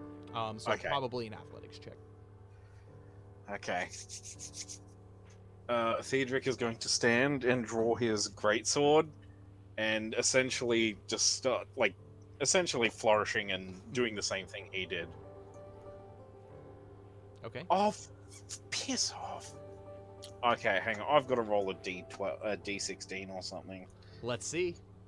Oh, please. I'm sick of bad rolls when they matter. Okay. Let's see. 14. Damn it. Okay. What was the result? It was only a 6 on my athletics check. A 6. Everybody begins to start taunting you as you begin to spin it. It falls out of your hand as you cut yourself on your arm. It falls out of your hand and it lands basically blade first in the snow. You pick it up and you continue, and everyone is just like laughing and jeering at you. And Symbol, he puts his hand up and says, "Enough! All of you. You are a warrior, and you have survived, clearly. You have not impressed me so. But I'm a kind chieftain, and my pack likes to see a show. You caught us on a good day. We came out here to the burial mounds to pay respect to all the warriors who have died at the hands of your people, the wild, and have been burned. We come here in ritual celebration before we participate in the Black Helms. And you hear people go, Black Helms, Black Helms, Black Helms, like all around as they begin to, you see all around, and you can finally see like the women have started making their way up onto the hill with like their children. And there are two people in particular. One girl's face you see looks like quite concerned. She probably is no older than 12 years old. But compared to everybody, she's actually got quite a pretty face. I'm actually going to have you make a perception check for me. 16. The closer you look and the closer they get to you, the vast majority of people here look to be inbred. They have deformities of some kind in every way.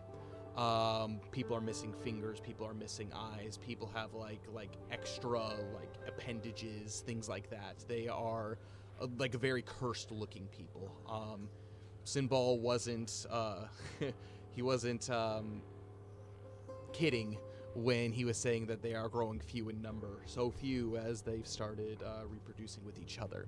But this one girl in particular, she looks to be the only one who's not have some kind of deformity to degree on her, but she looks worried for you.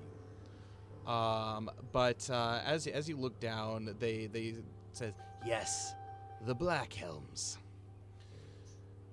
We came here to pay respects, as today our best warriors.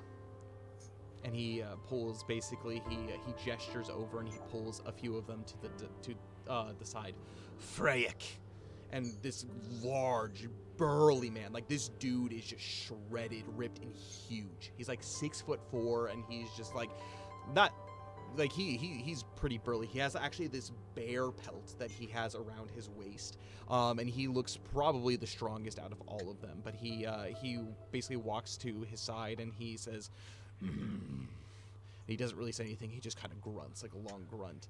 And then he calls Bedwyr, And actually one of the guards that was standing next to him, one of them with the spear and shield, he stands forward and he takes off his helmet, and you can see that he's kind of got like the similar like squinty eyes, but he actually looks related to the guy who is talking to you, to Sinbul.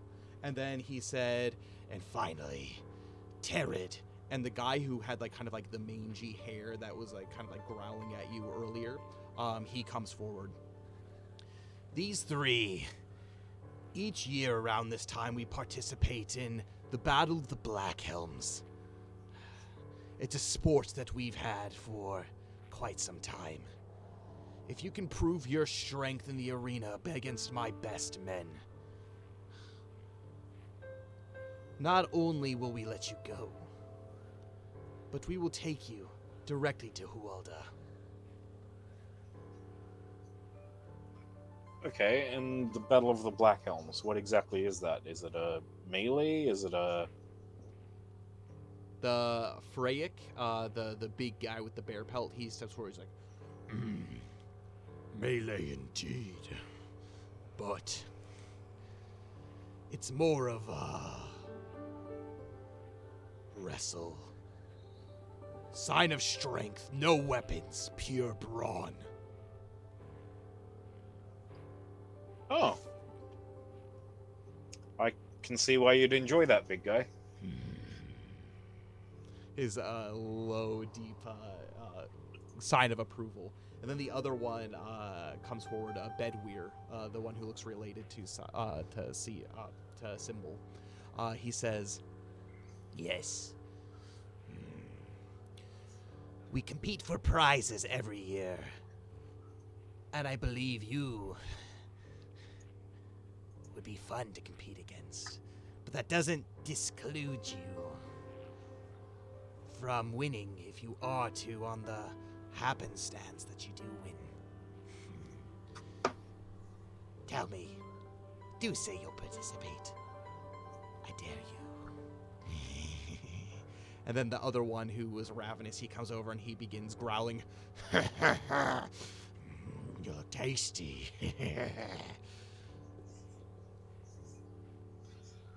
Theodric's just kind of gonna like shake that off and turn to Symbol and be like, I'll compete. Do you have a helm? Did I ever get my goblin helmet back from Jessamine? I would assume probably. I don't think you ever gave it away. I mean, Feanor nicked it off me and gave it to Jess so she could use it as part of her disguise. I would assume if you wanted to keep it. Yes. Yeah, I can't remember what happened to it when Jess was pretending to be a goblin and yeah, and all actually, it's an orcish helm, and so yeah, yeah, so yeah. it definitely fits. I don't think a goblin helmet fits you, but it was you did no, get it off. Of an orc. It was what was his name? Ugbers? Yeah, I think that one's Feanor's, but when you guys first entered the caverns, there were 2 orc guards, and you took their helmets, and basically used it as your disguise. So it's an orcish helmet, but you do have a helmet nonetheless. I have a helmet. It was taken from a foe I slew, but I have a helmet. Us here, in Sinbol's pack. We show our authority, we show our strength by the helmets we're able to take from our fallen kin. It seems you have a similar tradition. I mean, mostly it was shiny and I kind of just took it on a whim.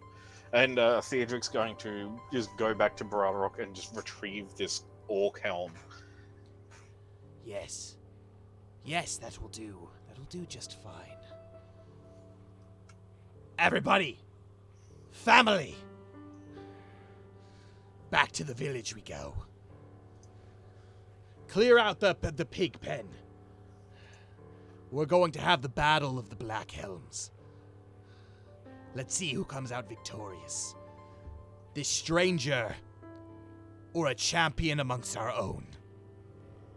and everybody begins howling as you begin to just immediately, you and Brodrock get escorted, kind of with these two dogs at your heels, kind of nipping a little bit at Brodrock, trying to shepherd Brodrock in the right direction, down towards into the fields. You walk for no longer than 15 to 20 minutes, and these mounds very quickly, your hunches weren't too far off. Some of these mounds have actually become homes. Basically, they've been like buried into and kind of been like above ground pseudo hobbit holes for like human-sized people. And you make your way into this village, and you can smell like this like smell of like burning flesh, as you can see like some kind of game or something is being basically roasted on a spit by some of the locals. But you come down into here, and they basically thrust you into, well, first they get rid of all the pigs and everything, and they basically tie them up in this little pen, and they thrust you inside of it. And he says, "Now, for the rules. All of you."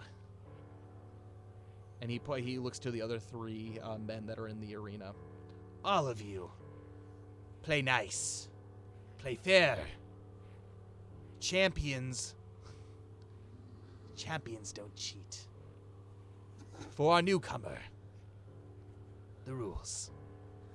And he continues. So basically the rules are contestants will be disqualified for using weapons, deliberately harming opponents, or if they get outside assistance from anybody. Okay. He continues. "The goal of the Battle of the Black Helms is to be the last one standing with your helm.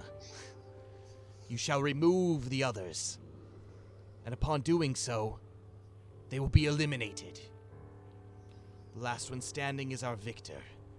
Today's prizes." And he points over to basically the roasting thing on a spit. "The prized cow. You will get half of it. And," he gestures over to a older-looking man, not like elderly, but older than him. And actually, this man looks very similar to, again, Sinbal as well. Probably directly related as like a brother or something. He comes over and he takes off of his back a very, very nice warg pelt. "You will also have this cape, keeping you warm through even the harshest winters. Now, if you are to do this, and you are to be victorious, stranger, as promised by my word, we will let you go. We will let you live. But we do not want to see your face again in these parts. That understood?"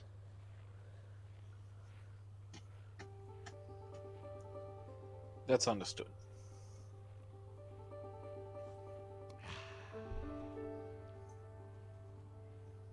We have our participants set. We have Bedware, Fryak, and of course Tared. Take your positions. And he points you all to like the opposite, basically ends of he points you to opposite ends of the arena per se. Oh boy. Oh, what is this? Okay. And as he does so, you see a bunch of the hillmen basically surrounding this. It's no more than a pig pen. Like the fences are very like fragile and like not very sturdy, and they probably stand hip height to you. But you have these basically villagers coming around, and they begin to start to form what look to be mud balls. Oh yes. There is audience participation. Not only are you going to be fighting to keep your helm, but we are going to throw a little bit of excitement into it. And so, mechanically speaking, what this is going to look like is it'll be like your typical combat. And so it'll be we'll roll for initiative, and once we set that order, you can choose whoever you want to fight, basically one of these 4 individuals. This guy up here, That's the huge dude. This is the huge right? dude, yeah. So this is going to be Fryak. This guy down here is Bedweir, and this guy is kind of like the wolf-like guy, Tyred. Or Tared. And essentially, you can move your full movement. You can do whatever you want, but you will do a couple of things before you attempt to rip the helmet off of anybody. You have to successfully grapple them, and so by doing that, it's a contested athletics check. And so when you come within the melee range, you can grapple someone. If you succeed, you grapple them as your action. The next turn, unless they basically get away from your grapple, you can remove their helmet as a basically you can make an athletics check to attempt to remove their helmet. Okay. However, you can also, at the beginning of your turn, this doesn't cost an action at all, you can attempt to intimidate by basically doing whatever you want to intimidate them, and you can make an intimidation check. And by doing so, if you succeed basically against all of them, you gain advantage on any athletics checks made for the rest of the combat round. Okay. Was also one of the rules if you can get them out of the pen? Or Not if was you can that... get them out of the pen, no. So it's basically you just have to remove their helmet. Okay. And then also, there is a little bit of mud that's going to be thrown. It's going to be random, so I have a number assigned to all of you, 1 through 4. Okay. I'm going to roll a d4. Whoever the number lands on, they're getting mud chucked at them. And so what will end up happening with that is if you get mud chucked at you, you have to make either an acrobatics or an athletics check in order to not... Actually, is that a check? No, it's basically an attack roll against you. So it would be against your...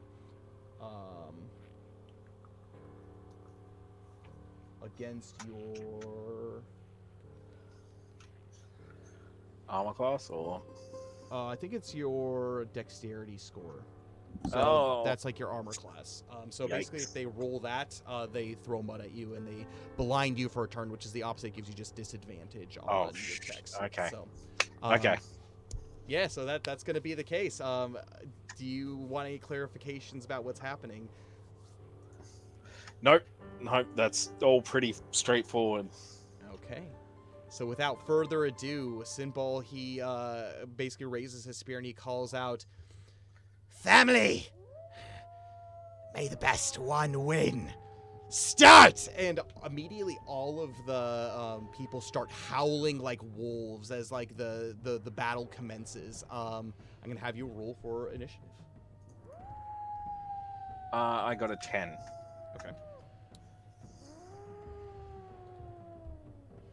1 6. I roll for initiative for all of them. Yeah, it's all good. And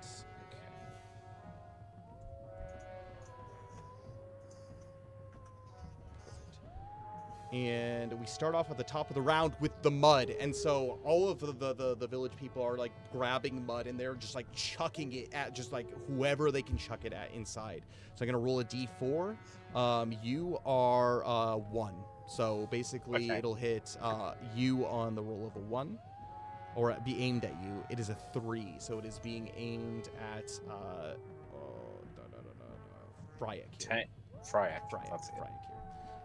And so they're going to go ahead and do that, make their attack roll, and they hit. And so he is currently at disadvantage, meaning he does not get his intimidation roll for the turn. But we'll go ahead and start off the round with Tared. So Tared, he looks wildly. He looks across the battlefield at you, and he says, and then he immediately looks over to Bedweir and just rushes him as fast as he can. And he's gonna just like grapple him and attempt to grapple him. So they're gonna make contested checks. And Bedweir, they got the same score, but Bedweir has a higher modifier. He breaks out of the grasp, and so that's going to be that action. Bedweir is going to retaliate and attempt to grapple Tared, which he does with flying colors, and so he's got Tared grappled for the turn, as far as that goes. That brings us down to Theodric. Shoot. Okay. I was kind of hoping they'd go for the big guy, but I guess that's left to me. Okay. Which one's grappled? Is it the So this guy, wild so dude? Tared is grappled. So the wolf-like guy is the one who's grappled by the Okay. kind of like bodyguard of Symbol. Okay, well, Theodric, I guess, is going to approach the big dude. Okay. He's got mud in his eyes, and as he's doing it, do you want to like attempt to intimidate at all? He's already at disadvantage because of the mud, right? You could get advantage though if you're Okay. attempt to intimidate. Okay, I'll attempt to intimidate. So as a And, bonus action, you can attempt to intimidate. Okay, so Make as an my intimidation bonus check. action, Theodric's, as he approaches, is just going to be like, "Ooh, that's a nat 20." I fought bigger as he just rushes this guy. And this guy's big. He's not too much larger than you, but he's sturdy as you begin to just go ahead and you get advantage on that. He's gonna have disadvantage on his, so that's gonna be a contested athletics check. Okie dokie. I got a 24. That's gonna beat his. That advantage was really good. Yeah, that's gonna beat his. And so you grapple him and just you have him held tight. At the next turn, if you are able to keep this grapple on his turn, then you can attempt to make an athletics check to remove his helm. And so, which brings us though to Fryak in his turn. He is going to make his athletics check again. Yours is going to be still at advantage against his, but his is at disadvantage, which is good because he got a 9. I got a 22. All right, yeah, you still got him tight in your grasp. Next turn, you might be able to rip his helmet off, which brings us to the top of the round again, meaning I'm going to roll a d4, see who gets mud thrown at them, and it is actually going to be Bedweir. He's getting mud chucked at him. And so it's going to make an attack roll against, which misses. Tared, he is going to use his action this turn to attempt to slip out of the grapple. And so, yeah, he's going to do that. They got, again, the same score, but because, what's his buckets? Bedweir has the higher modifier. He is stuck in his grasp, which brings us to Bedweir, who, reaching up as he has basically Tared grappled, just like viciously, almost like biting at Bedweir.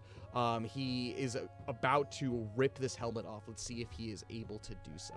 So basically, this is just like an attack roll, kind of an athletics check attack roll against their DV.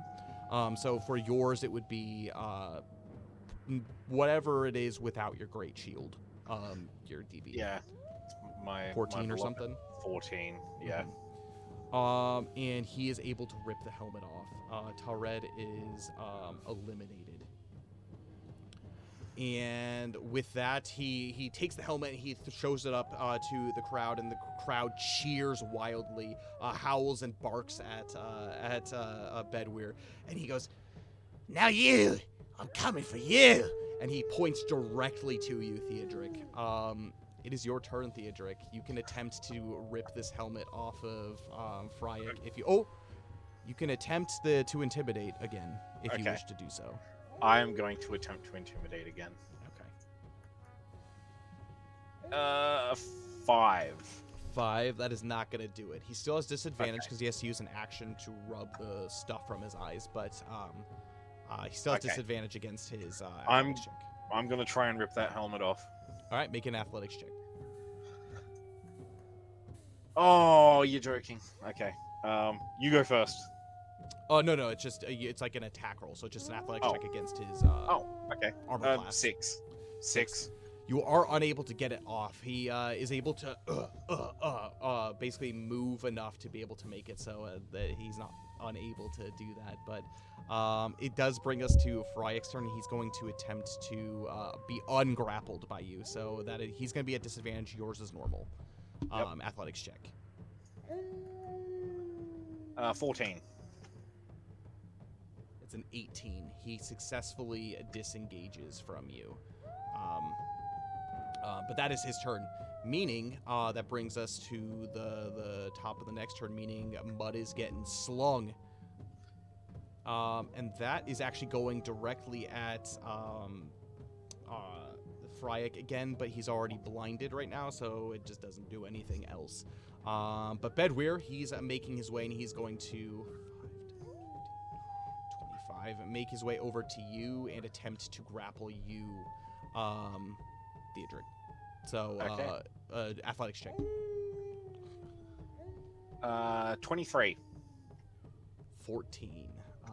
He isn't able to do so. Like, I kind of picture, like, you're, like, squaring off, and he lunges, and you're able to just grab him and, like, kind of, like, push him away, like, to the side as you're unable. You kind of, like, are balancing both of these, like, big dudes on either end. But, all right, that's what he's going to do, meaning Theodric, you can go ahead and make a attempt to intimidate. I'm going to try and intimidate, what was his name? Fried rice?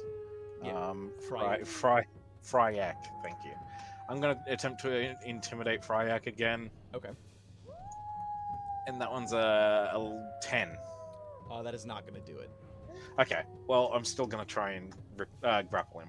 All right, go ahead and make your check. Fortunately, because you keep attempting to grapple him, he's unable to use his action to wipe the dirt from his eyes. So 9. You got a nat 1, so 9. I grapple him. You grapple him, very, very effectively grapple him, which brings us to Fryek. He's going to try to escape, so make a athletics check for me. This disadvantage is really helping you out because he got a total of a 9. I got a 19. Yeah, he stays grappled. So next turn, let's see who is getting dirt thrown at them.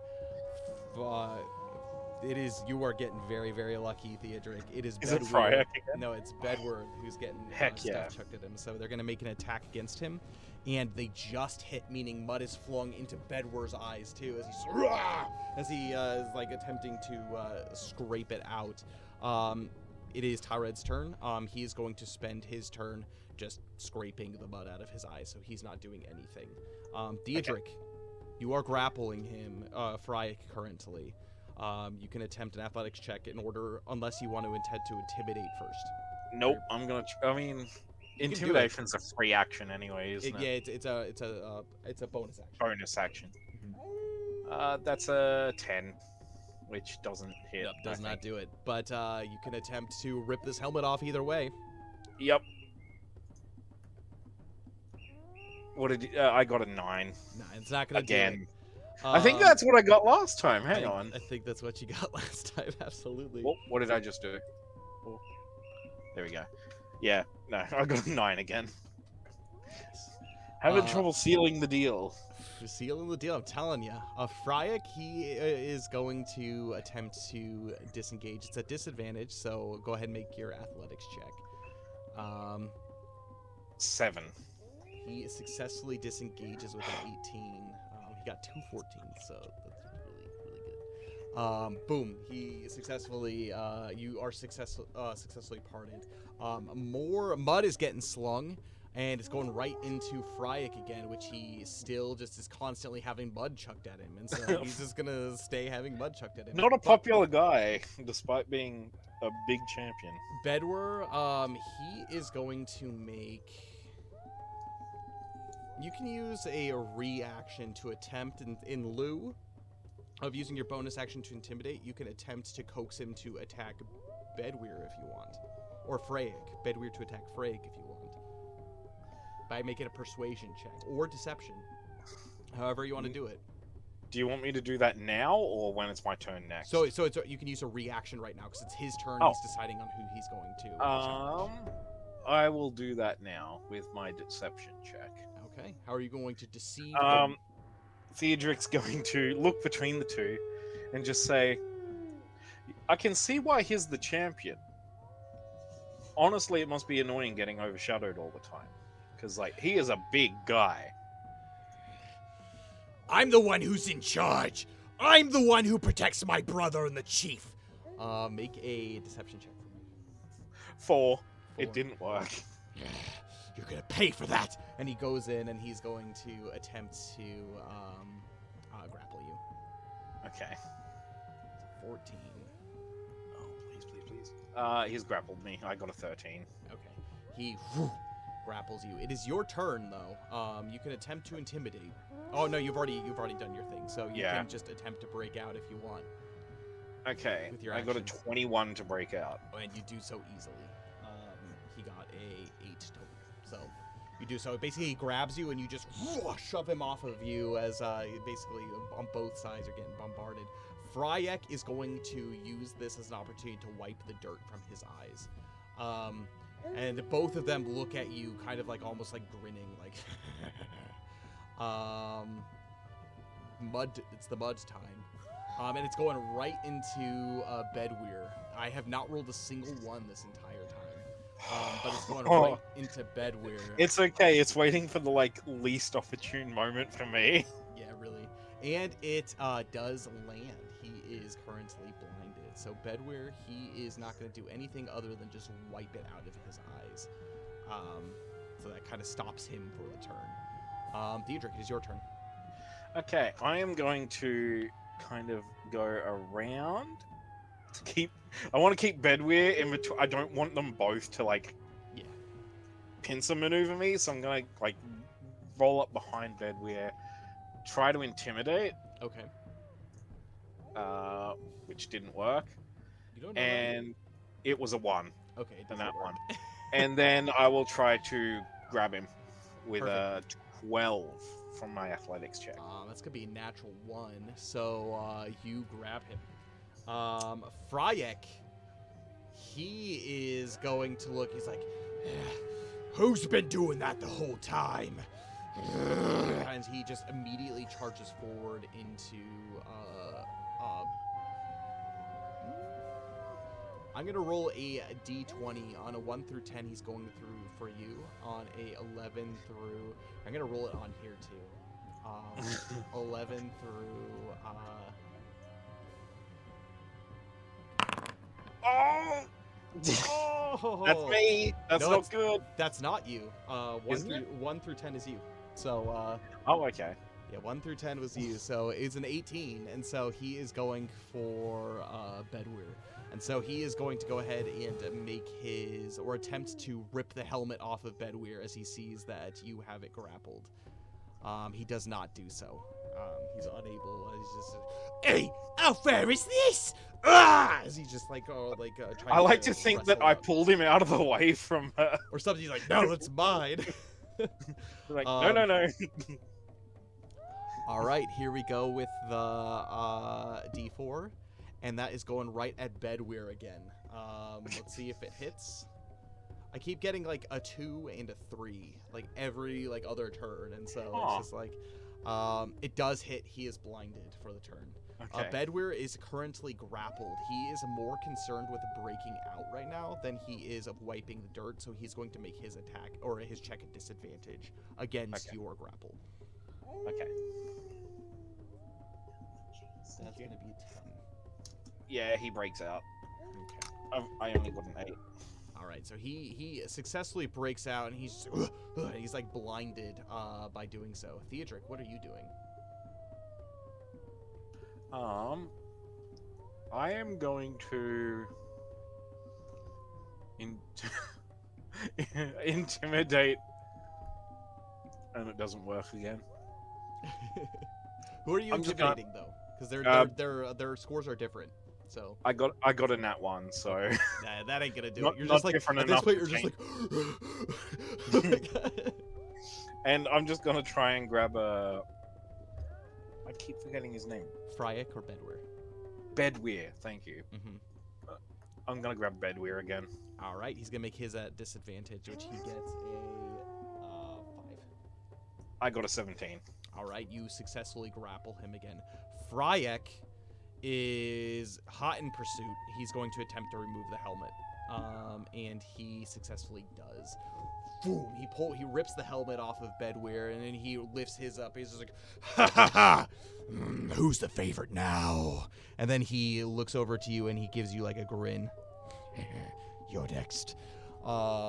Which brings us to the next turn. So on a roll of a 1 and basically a 1 and a 3 now, the mud is getting slung at you. On a roll of a 2 and a 4, the mud is getting slung at Freyek. I'm gonna roll it here. I think that's more fun. So, a 1. It is getting rolled at you for the first time. But that is going to be against your dexterity score, which is what? That's a 5, 14. by the way. Okay. 14. All right, so they miss you with the mud. So that's actually the first time they've missed. Which brings us to Theodric. It is your turn. Do you want to attempt to intimidate? Yep. Okay, go ahead. Oh, finally, a nat 20. Yep, that'll do it. And what do you do to intimidate him? I'm gonna just as I walk towards him, just be like, well, just the two of us now, and without any more distractions, I like my odds. I like how calm you are. Just like, it's not so much his calm, it's exhaustion and like just trying to be cocky. He's channeling his inner Feanor. oh, absolutely. And I'm going to move up and grappling. You do so with, and it's going to be your with advantage. I forgot about that actually. There we go. That is going to be a 12. 17. You successfully grapple him, and he is going to use his turn to attempt to bust out of the grapple. So go ahead and make yours with advantage. His is, he got a 2, so nat 2, unless you got something less than a 5. 21. There you go. He's staying grappled, meaning we are potentially going into the last round here as mud is getting flung. Let's see what happens. 3, that is going at you again, Theodric. Dexterity at a nat 20. Boom! It hits you directly in the face, and it is the first time you feel like, ooh, this like almost like icy mud ball just like hit you, and it blinds you. You are going to be making your checks with disadvantage unless you want to still attempt to intimidate and cancel that out. It is your turn. Can I... Oh, sorry, that's a misroll. Can I still try and just rip the helmet off his head even though I can't see? Yeah, absolutely. It'll just be a disadvantage. But you can attempt to intimidate him again this turn and then cancel out, potentially. Yeah. Okie dokie. I'll try to intimidate him. 13. 13 will do it. This is it. I'm tired of this. This is the end. And is this a flat roll? This is a flat roll of athletics check. It's a disadvantage. Okay. Or just normal. Just flat. Okay. Yep. Okay, and with that, I'm going to try and rip the helmet off. Does a 15 rip the helmet off? 15 just rips the helmet off as you rip the helmet off of this giant lumbering man, Freyek, and he looks almost a disbelief at like this mud smeared face of a boy. And you look around you and you see that you've done it, and all of these people around you start howling at the top of their voices. I'm gonna hold the helmet up and just, are you not entertained? And they're like, whoa! They're just like get like so pumped. But Freyek, he looks at you and just growls. Good fight. And he just grabs his helmet out of your hand, and he just like walks away out the gate. Sinbol, he makes his way over to you, and he says, "Well, now, wasn't that entertaining? It seems even our biggest warriors. Well, They were no match for you, clearly. Call it survival instinct or sheer dumb luck, either way. You've bested us. And promises are promises. I'm gonna have you make an insight check for me. 17 plus 1 is an 18. He seems genuine. He seems impressed, actually. The fact that like you were able to completely turn around the like their thoughts from you from your initial like weapon flourish. People are very excited to see you, and he says, "That food is yours, if you can carry it. And this." And he says, Headwind! The cloak. and he takes it and he says, This doesn't have any particular special value to us, but we are traders and we are hunters. And this was one of the best pelts that we've been able to collect in years. This cape, may it serve you well out here. I don't expect to see you anymore, but you have earned our respect. Thank you. And Theodric will take the cape and sling it across his shoulders real quick. it's immediately warm. You're just like, whoa, this is crazy. Like as like you just like don this like heavy fur coat, essentially.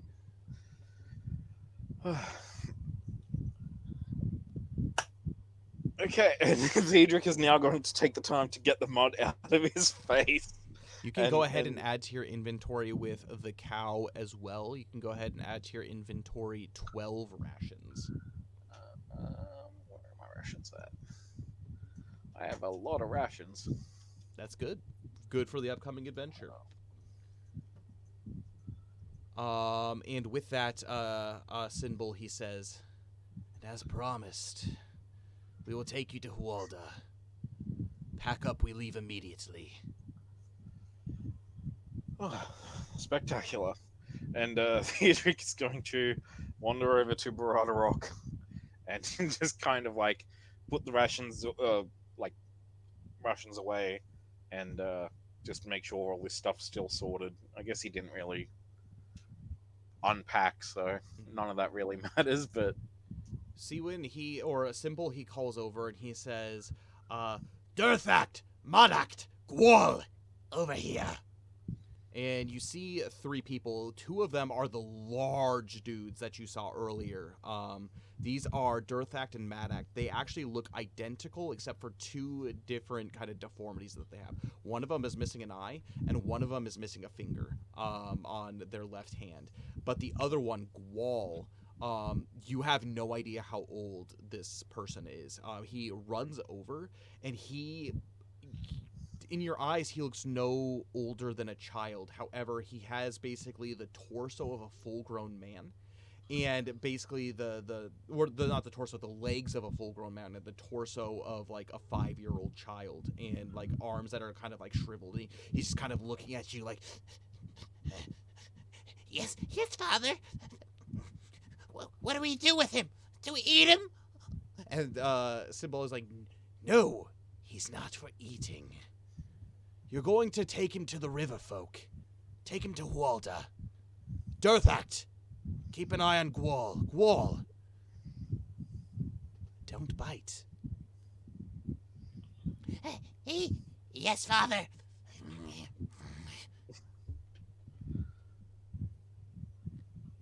Off with you. You've taken your spoils. okay. Well, you have my thanks and my respect for whatever that's worth to you. And you won't really see me again, so stay safe. Good luck. It was nice meeting you all. And Theodric's not sure how to respond to just like the weird hostility / hospitality that they have Yep. shown. it's a strange situation, that's for sure. Right? Because yeah.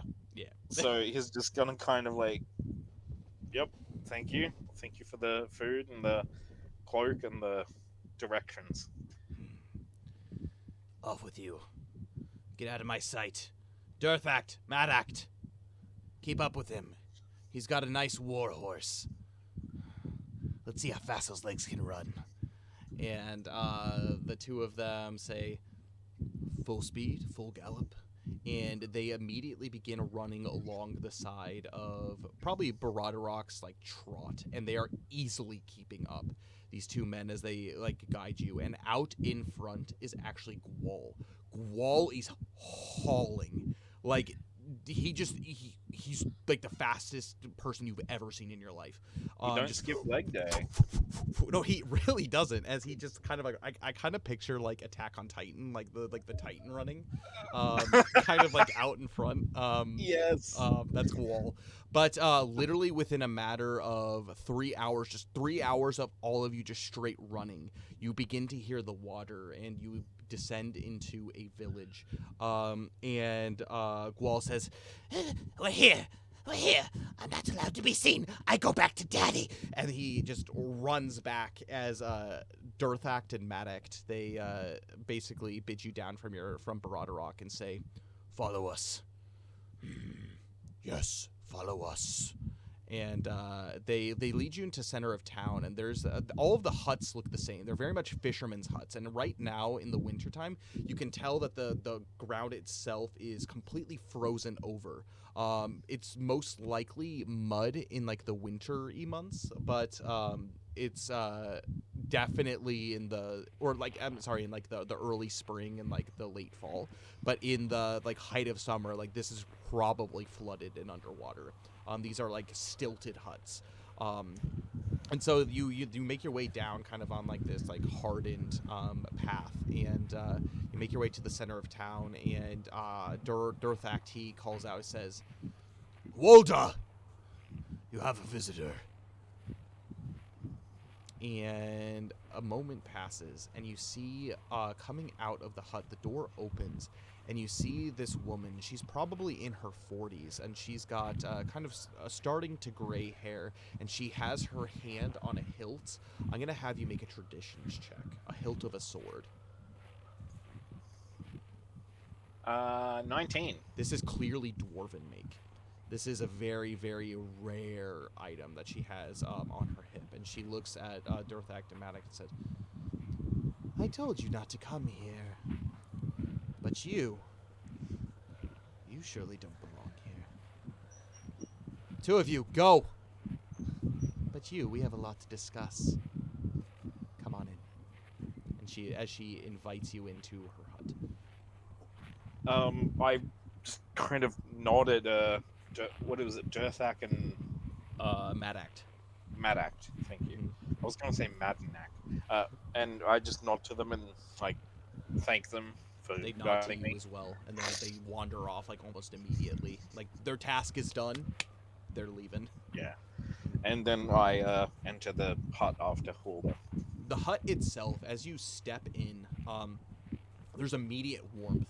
There's a fire that's basically has been lit at the far end, and this hut's probably no more than like 10 feet by 10 feet across, and it's circular. There is a kind of like a small like eating table, and then a small like cushion area where like you can sit. And she bids you. She says, "Please sit. It's been a while since I've had an Aothed come and grace my doorstep.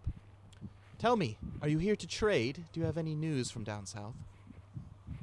I do have news, but mostly I came because a friend of mine said that you might have answers for me.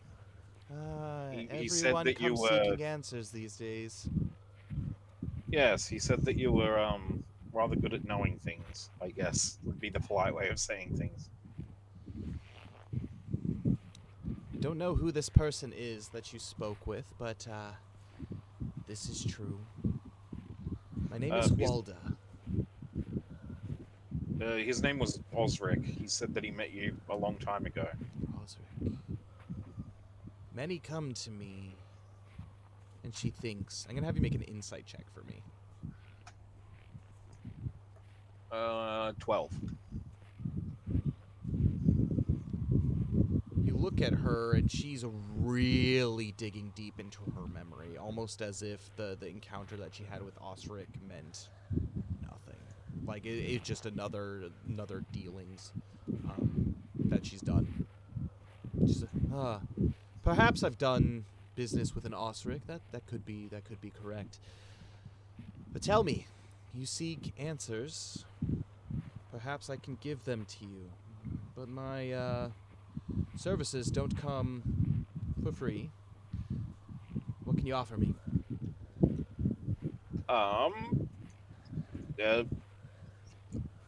What do you really need? I will never turn down coin. Trinkets and bits and bobs and items are always interesting. It depends. The more important something is to you, the more I like it. What are you willing to part with that,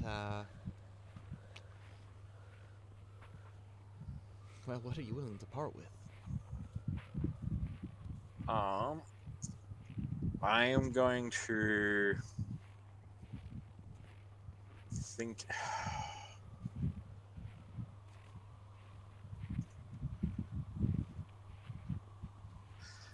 I am going to reach into my satchel and I'm going to retrieve the King's Cup that Valineth gave me. Okay. The necklace. Mm-hmm. Yeah. Mm-hmm. Yeah, the one that Valineth gave me. Ah, And, would you look at this? Look at this. Okay. Did you make this yourself? It's quite pretty, quite delicate. No, it was gifted to me by a friend. I like it more. Yes, I had that feeling. And Theodric is going to hand it over to her. I sense something intriguing about this. You know, I am quite good when it comes to medicine and, well, curing all kinds of ailments. Something about this feels lucky to me. It looks like it's your lucky day. I'm willing to offer my services. Thank you. Yes, my friend who created that was a healer as well. So maybe some of that is leaking through. Perhaps indeed. I will make great use of this in due time, I'm sure. What kind of information would you like, young one? I'm looking into whatever happened to the House of Haleth. I know that they, after coming down from the north, decided to settle somewhere in Gundabad, but nobody can really agree on what happened to them after that.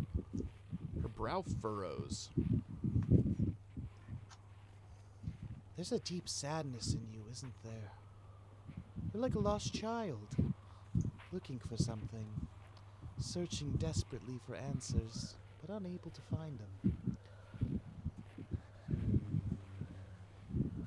I will say this. You've come to Gundabad looking for a house that is thought to have been extinct. There are those who still survive that go by the name of House Haleth. But I will say, finding them might not be your best course of action. Not as they won't have answers for you. I fear for your safety. Clear you've made it through the Vales of Gundabad. Made friends with the hillsmen here. Impressive indeed. But the House of Haleth. Tell me, other than this name, what do you know of the men of the North? You're a descendant, clearly. It's in your it's in your bearing. In your smile. In your Well, hair. I know that I know that we came from the north and we split into 4 different houses. Obviously, the House of Earl settled in Rohan, and the House of Grim settled in Mountain Hall.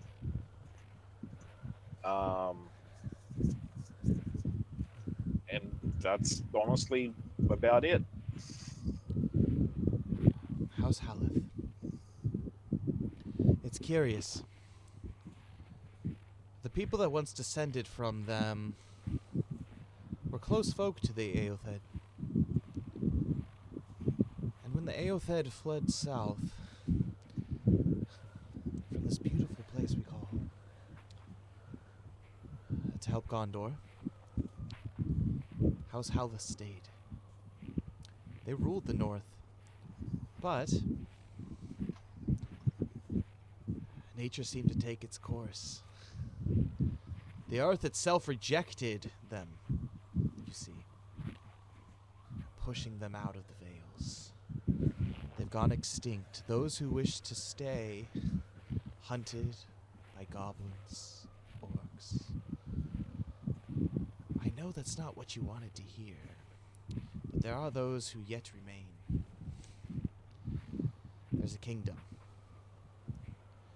of men, not united under a crown. This man is no King Bard. This man is no Ingolmer. He's not even Beorn. Only the sturdiest stock have been able to survive for generations, and he had inherited quite a bit. They call him the King of the Northern Wood. His power grows, and the danger also grows. He is a foe beyond many. Some even say he's built up an army that could even challenge Thranduil, the Elven King's halls. Do I believe that? I've seen him. I've seen how he walks through the wood. I've seen his mastery over persuasion, intimidation.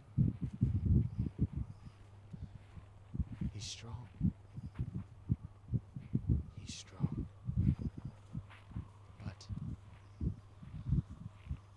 he is only human. We all are, after all, aren't we? What could you want with this usurper?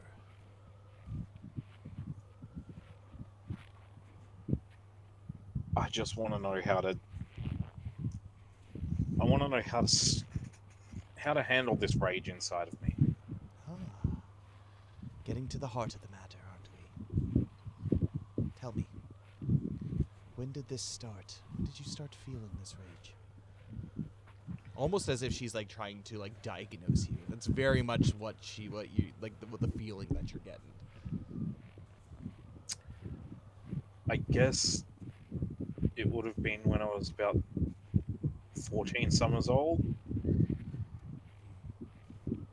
It was one of the first times we'd been sparring. And I guess my blood got a little bit too hot, and Theodric just kind of shakes himself out of the memory, and it's just like, I couldn't control myself. It's not unlike boys, especially prepubescent boys, to want to prove themselves. But clearly, something about what you've done, it scars you. You have a deep-set hurt. And you have questions.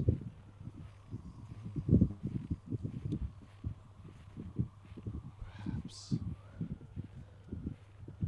At this point in the evening, it's definitely evening. Probably about 9, 10 p.m. at night. And she says, she kind of snaps out of it and she says, "It's a clear night.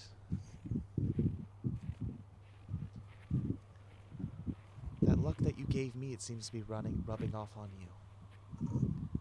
Let me see what I can do for you." And she goes over to beside the fire, and she basically takes water and immediately puts the fire out.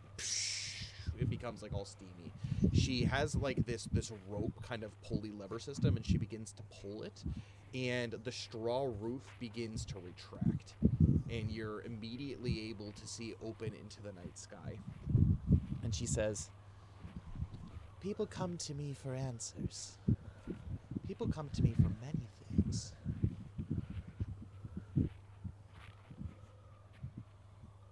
You come to me for solace."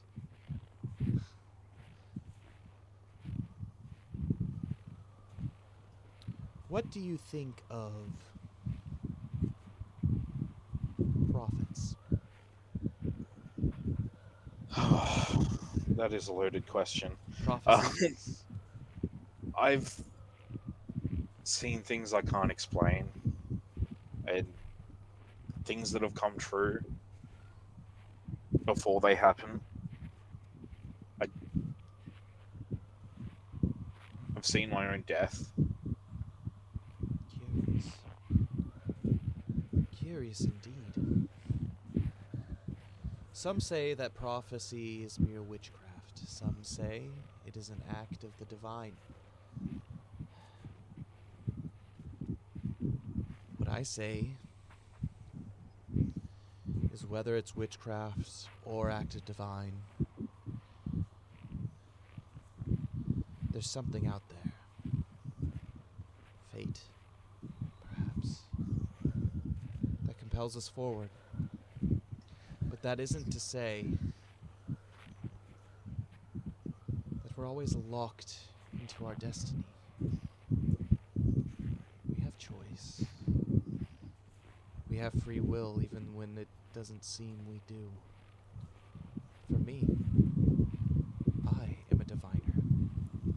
I'm not a conjurer. I'm not a witch. I tell of only what is written in the stars. Destiny is my guide. It is a curse that I am burdened to uphold all the days of my life. Listen. Theodric, son of Darrowin. And she kind of arises, and it's dark in this room at this point, and she kind of arises and begins to kind of slowly walk towards you, eyes completely locked with you. Rider of the Mark.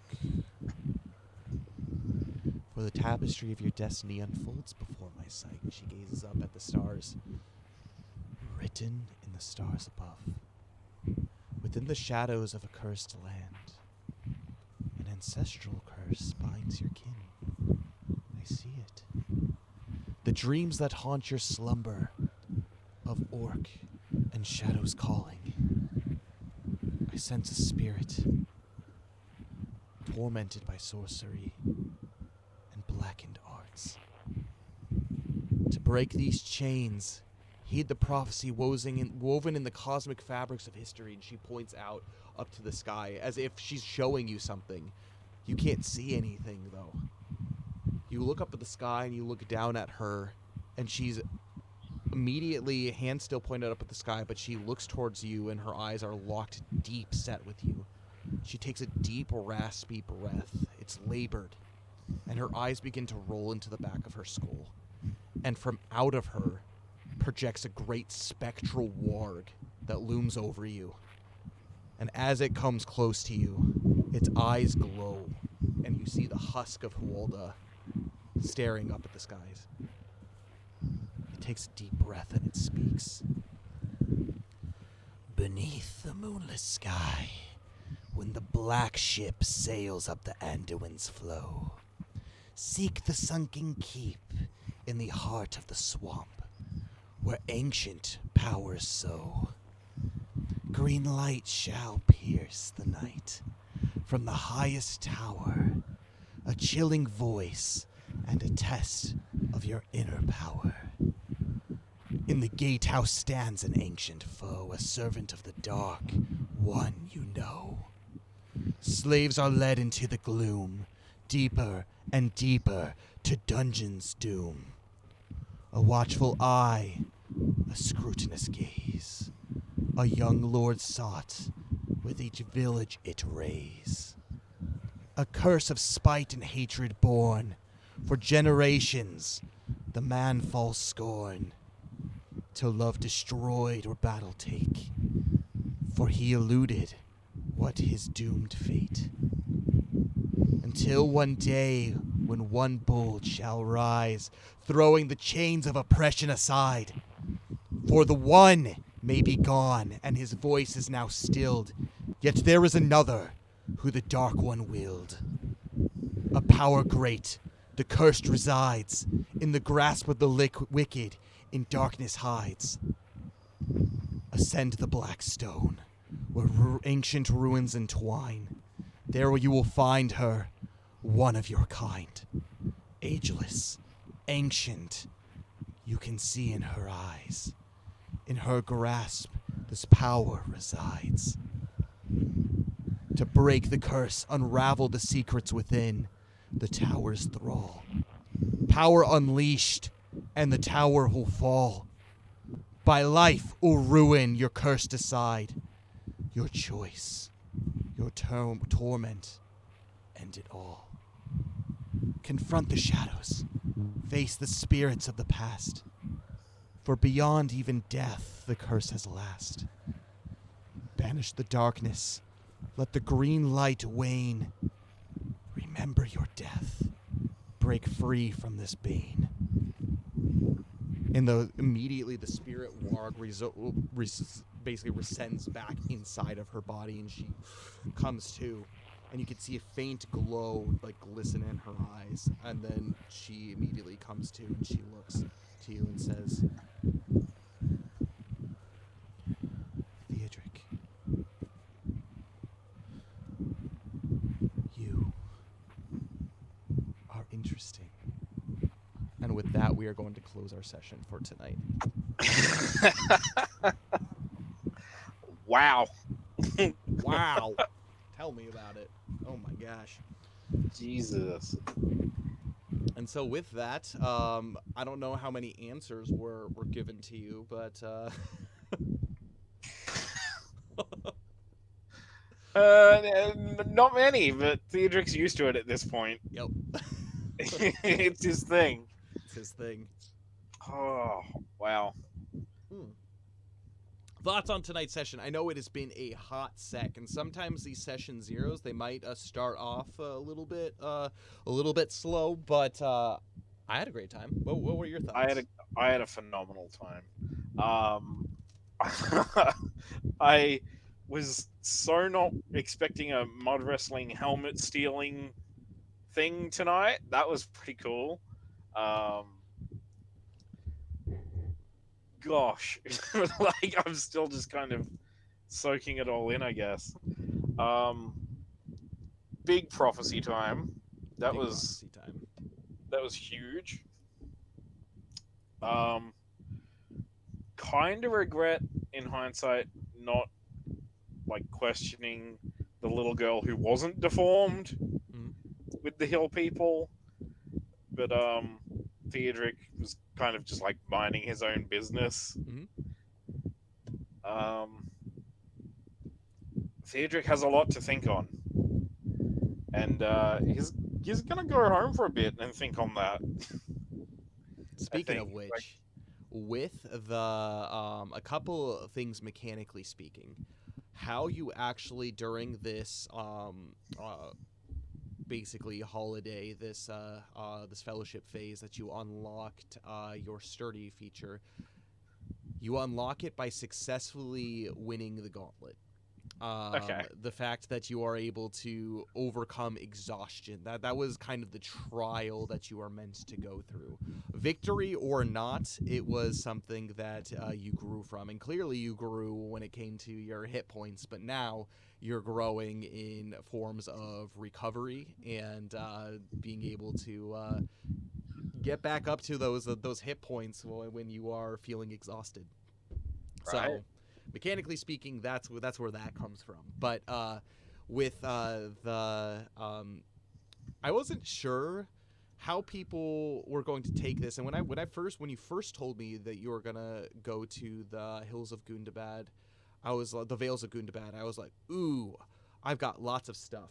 Because in the Adventures of Middle-earth, for those who are familiar with it, Adventures of Middle-earth is a series of basically books and stuff that came out back in like 2017, starting in like 2016 all the way through until about 2019, and then now it's the One Ring role-playing game again.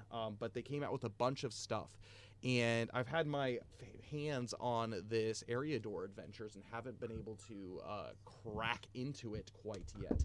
And this was the first time I was able to actually crack into it. So all those hill people and like all that, like they are a written text. I mean, it's catered to the Theodric storyline, but they are written and they are like an actual part of an adventure. So yeah, it's cool being able to utilize actually all of my resources to be able to help shape and build this world around you. Here's the thing, because I was like, Gundabad seems like end game stuff, right? So I was actually considering not going there at all. Mm-hmm. But I'm just like, it's what Theodric's trying to do, you know, this whole time, and he wants answers. So like, it's what he's doing.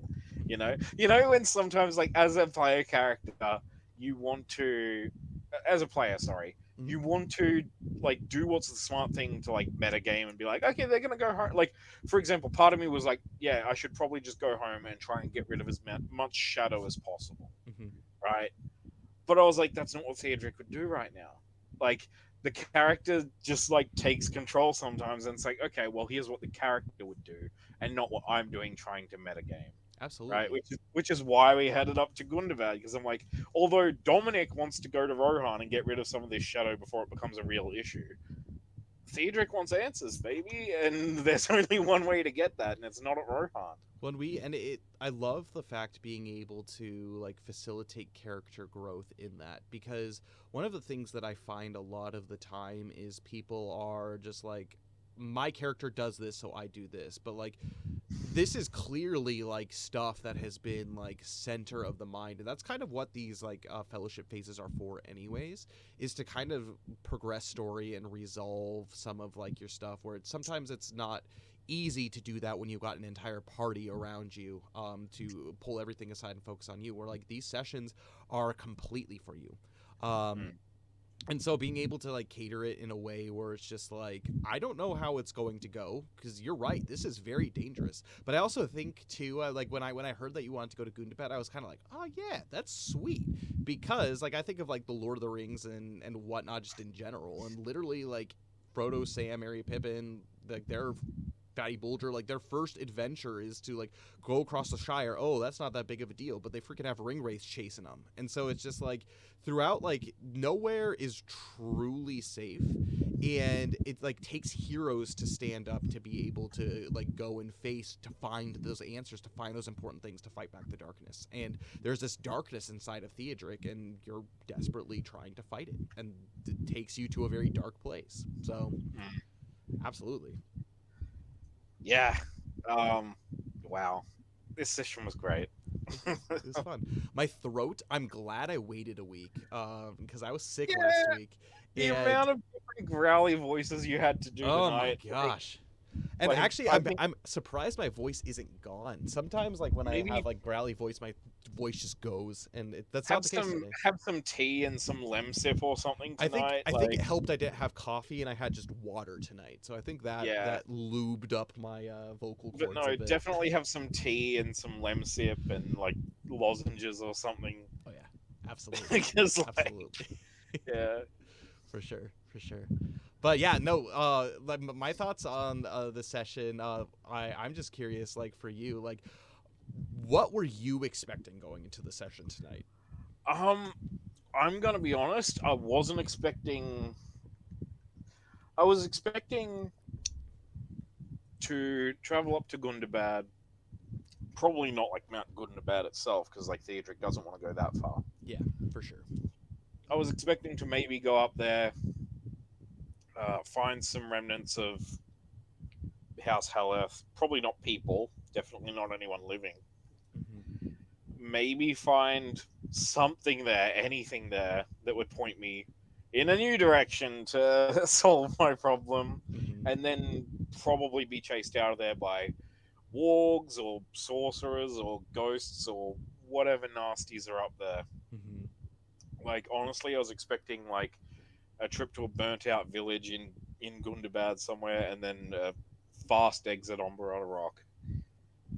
Um, I was not expecting to have mud wrestling and then talk to a witch. But it was good. Hey, she straight up said A she's a diviner. diviner. She literally manifested herself into a spirit warg. So, Yeah, see, and that's a little dodgy yep, because like a I little don't bit. have Theodric. Theodric doesn't have good. He doesn't have a good history with wargs at all. That's not intentional at all, and actually, it's not. It's coincidence. Okay, because we've got the whole warg killed his dad thing, Uh, and then the spirit wargs from his dream that one time that attacked him, mm, and then the warg that tried to eat him on the banks of the Anduin hmm, that he ended up killing. hmm. Um, Chased just like down and killed. chased down and killed in a rage. Yep. Actually, no, I think not Jalen, Jessamine got the final shot in, Oh, but maybe. I think she did. Like he injured it and started chasing it, and Jessamine nailed it with an arrow. Mm, But yeah, same diff. Just a lot of bad walk stuff. hmm. A lot of really bad warg stuff, which I feel like I wargs kind of love themselves it. are very underappreciated in the Tolkien lore. Like, it's easy to focus on orcs, goblins, people, ring wraiths. I don't know, whatever, I think whatever the I case. think it's a missed opportunity because like they are intelligent, but in the movies and the books, they're just treated as another mount, and it's Yeah, like they're like the servants. Where like if you think about it, like Azog's warg is like the queen of the wargs, and yeah, like is like actually like a big deal character. It's actually right, the one that they were supposed to grab out of the one that actually came from this Vales of Gundabad area. There's actually like one warg in particular that's considered like the like lord of the wargs, and the movie adaptation of that was like it was supposed to be that warg is chasing Thorin's company throughout, and that then they trap him in the trees, and then they're saved. But the that warg is like has like this vengeance, like, oh yes, I remember. And so in the movie adaptation, it's kind of sad. It's like a missed opportunity. It's like the warg was there, but it's yeah, really just treated as a mount. And yeah. then like after the first movie, maybe after the second movie, we just don't see the mount anymore. No, no, because they're in Lake Town. Yep. Can't have a walk in Lake Town. Can't get them in because they had to climb over the gates and everything. You only see And Borg then riding one. Yeah. yeah, and then we don't see them in the. I mean, we see them kind of at the start of the Battle of Five Armies, but not that walk. Mm-hmm. And honestly, you don't really like for all the cavalry you see at the start of the Battle of Five Armies. They're gone pretty quick, Mm-hmm. and everyone's fighting on foot. Mm-hmm. Like Yeah, as much as absolutely. I love that fight scene, like the whole thing, So like yeah, I'm just like they wasted their cavalry. Like 100%, 100%. like especially the dwarves. The dwarves had it down pat. Yep. They had downhill into an enemy flank. Yeah, we saw what mounted on happened at that, Helm's Deep, right? right. I guess They that had hadn't happened yet, but no, but they had it better because they had giant boars covered in thick dwarven armor. and literally just like chariots, like that they Right. could just like go down, and yeah, absolutely. Yeah. Oh my gosh, And then they blew it somehow. they blew it. Oh my gosh. Well, and like again, going back to like the wargs though, like the wargs are like very cunning, and Tolkien wrote them like very purposefully to be that. It's just like people see them as like, oh, it's just a dog, and like it's kind of weird to think that like a wolf like would be like super intelligent and cunning and smart. Like literally like a Grey Muzzle Hob, who is the like one of the big villains that kicked off Feanor's campaign. Like his very first big villain was a warg. And things like that, and there's like vampires and like werewolves and stuff, and like Tolkien lore too. So it's just, I don't know. It's one of those things where they get overshadowed by like Sauron and orcs and those fun things. Balrog. But Balrogs are Balrog. cool. They're Balrogs are cool. I'm not gonna lie though, like I think the Ringmates is still the coolest thing in all the Tolkien verse. Oh, 100%. Like Yeah, I'm sorry. the way that they're like they're written is like so creepy, They're and so they're written terrifying. so well, because if you see like the Ring Race and all the adaptations, like they're very similar, like the way that they are. Maybe like the voice acting, some of them sometimes sound like Skeletor, but you know that happens. But No, they're all like very depicted in like this like kind of like perfect like shadowy like oh my gosh, ring wraiths are so cool, and they're like just like really neat like main villains, like lieutenant like villains. They're so cool. I think my favorite thing about them is that they are just this unrelenting force that You like can't kill them. you can't kill them. Even Elrond, with all his power, being in the heart of Rivendell, could only drive them away. Mm-hmm. Like, you know, and Elrond fought against Sauron himself on you know, like alongside Isildur. Then it's just kind of like this, like, oh well, even Elrond couldn't permanently end them. Mm-hmm. I mean, and as we see in the movies, I think it's the second one, Mm-hmm. The Desolation of Smaug. Even the White Council can only temporarily banish them. Mm-hmm. Like the most powerful good guys in all of Middle Earth and all of Arda can only like temporarily tell them, you know, back to Mordor with you. Mm-hmm. Absolutely. And that's what makes them amazing villains. Like, and for those who play the Lord of the Rings strategy battle game, I guess Middle Earth strategy battle game, they have some really cool ring wraith, not only like looking models, but like they do really cool things. So yeah, they're cool, fun spellcasters. But that's neither here nor there. That's just my opinion.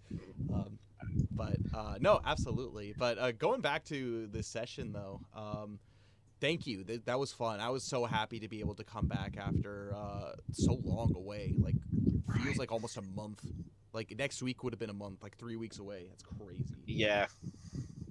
Well, let's look forward to you know, the coming weeks and the coming episodes. Absolutely. And you get to take a back seat the next couple of weeks. If you're in chat, that'd be awesome. But I noticed Spider was in chat for a bit. And yeah, I think we are doing Spiders next week. And then we'll do finish off with Nick and Feanor. So yeah, it'll be good. We get to see kind of what's happening with everybody. And the one thing that I really do like is talking to everyone. I'm not going to spoil anything, but talking to everyone. Everybody decided to pick very different places to go for their Yule phase, and so it's cool to be able to see. I'm really curious about Jessamine because, like, Feanor has made no secret of what he intends on doing. Right, so we know he's going back to Rivendell to check on the Wayward Elves and what's her face, his not girlfriend, his not girlfriend that we all tease him about. But Jessamine is a big question mark. Is she going treasure hunting on her own? Is she? You know, we don't know. Well, I don't know, and I'm excited to see. Yeah, I'm so pumped. It'll be good, and I know she's really looking forward to it as well. So hopefully I can build it up because I had so much fun with this session, and I had so much fun building this. And I've started doing kind of like the building for Jess as well, and I'm just like looking forward to it. But if it's anything like this session, I know it's going to be great. So probably very different, to be honest, but it'll be great nonetheless. But anything that you want to add before we start closing things down and do announcements and we throw in some sponsor stuff? I don't know. No, I don't have anything. No. Sweet. Good. Get out of here kind of early tonight. Nope, not really early tonight. Normal time. But a couple of things. If you guys want to check out our schedule for the week ahead as far as streams and everything for Fantasy Forge, go over to the Discord. That's a great place to be able to see real-time schedule, its calendar, to see at your time zone, wherever you are, when we're streaming and what we're streaming. So I know currently Dain's doing Majora's Mask. Cole is continuing this week, specifically more Fire Emblem 3 Houses, and then I will be continuing more Baldur's Gate starting next week. I had a couple of, it was really weird this week. There was a lot of things that basically kept me from being able to talk during the morning, and so I did 2 streams this week where it was like a no commentary. It was great, but man, I miss talking to you guys. So hopefully that doesn't become a habit. So next week we're planning on doing more Baldur's Gate streams as normal. We will be having Jess's story as well next Wednesday night as well. What else am I missing? Snacky, they're an amazing sponsor to us. They're a Japanese sweets and luxury treats company. They have a bunch of different Japanese snack boxes, from popular Japanese snacks in their omakase box to more traditional Japanese snacks in their omakase lux box, all the way to character goods in their kawaii boxes. They have been so good to us, and by supporting them, you support us. At the checkout, make sure you put Fantasy Forge sent you. Just mention us, and it helps us out a whole lot. And also, if you put your Twitch name, you'll get tickets towards a raffle. Once we hit a referral limit, we will give away a free omakase box on the channel. And yeah, they're just amazing. Support them. They're awesome. Great people. Thank you so much again, Dom, for your time. I know it is late there in Australia, much later than it is here, 1 hour later than it is here in Tokyo, but I really appreciate you. I appreciate all of you for sticking around. You guys are amazing, truly, and I can't wait to see next week what we're going to do. May the road go ever onward and onward, and you guys all have an amazing, a very blessed rest of your week. Bye, guys. Bye, everyone.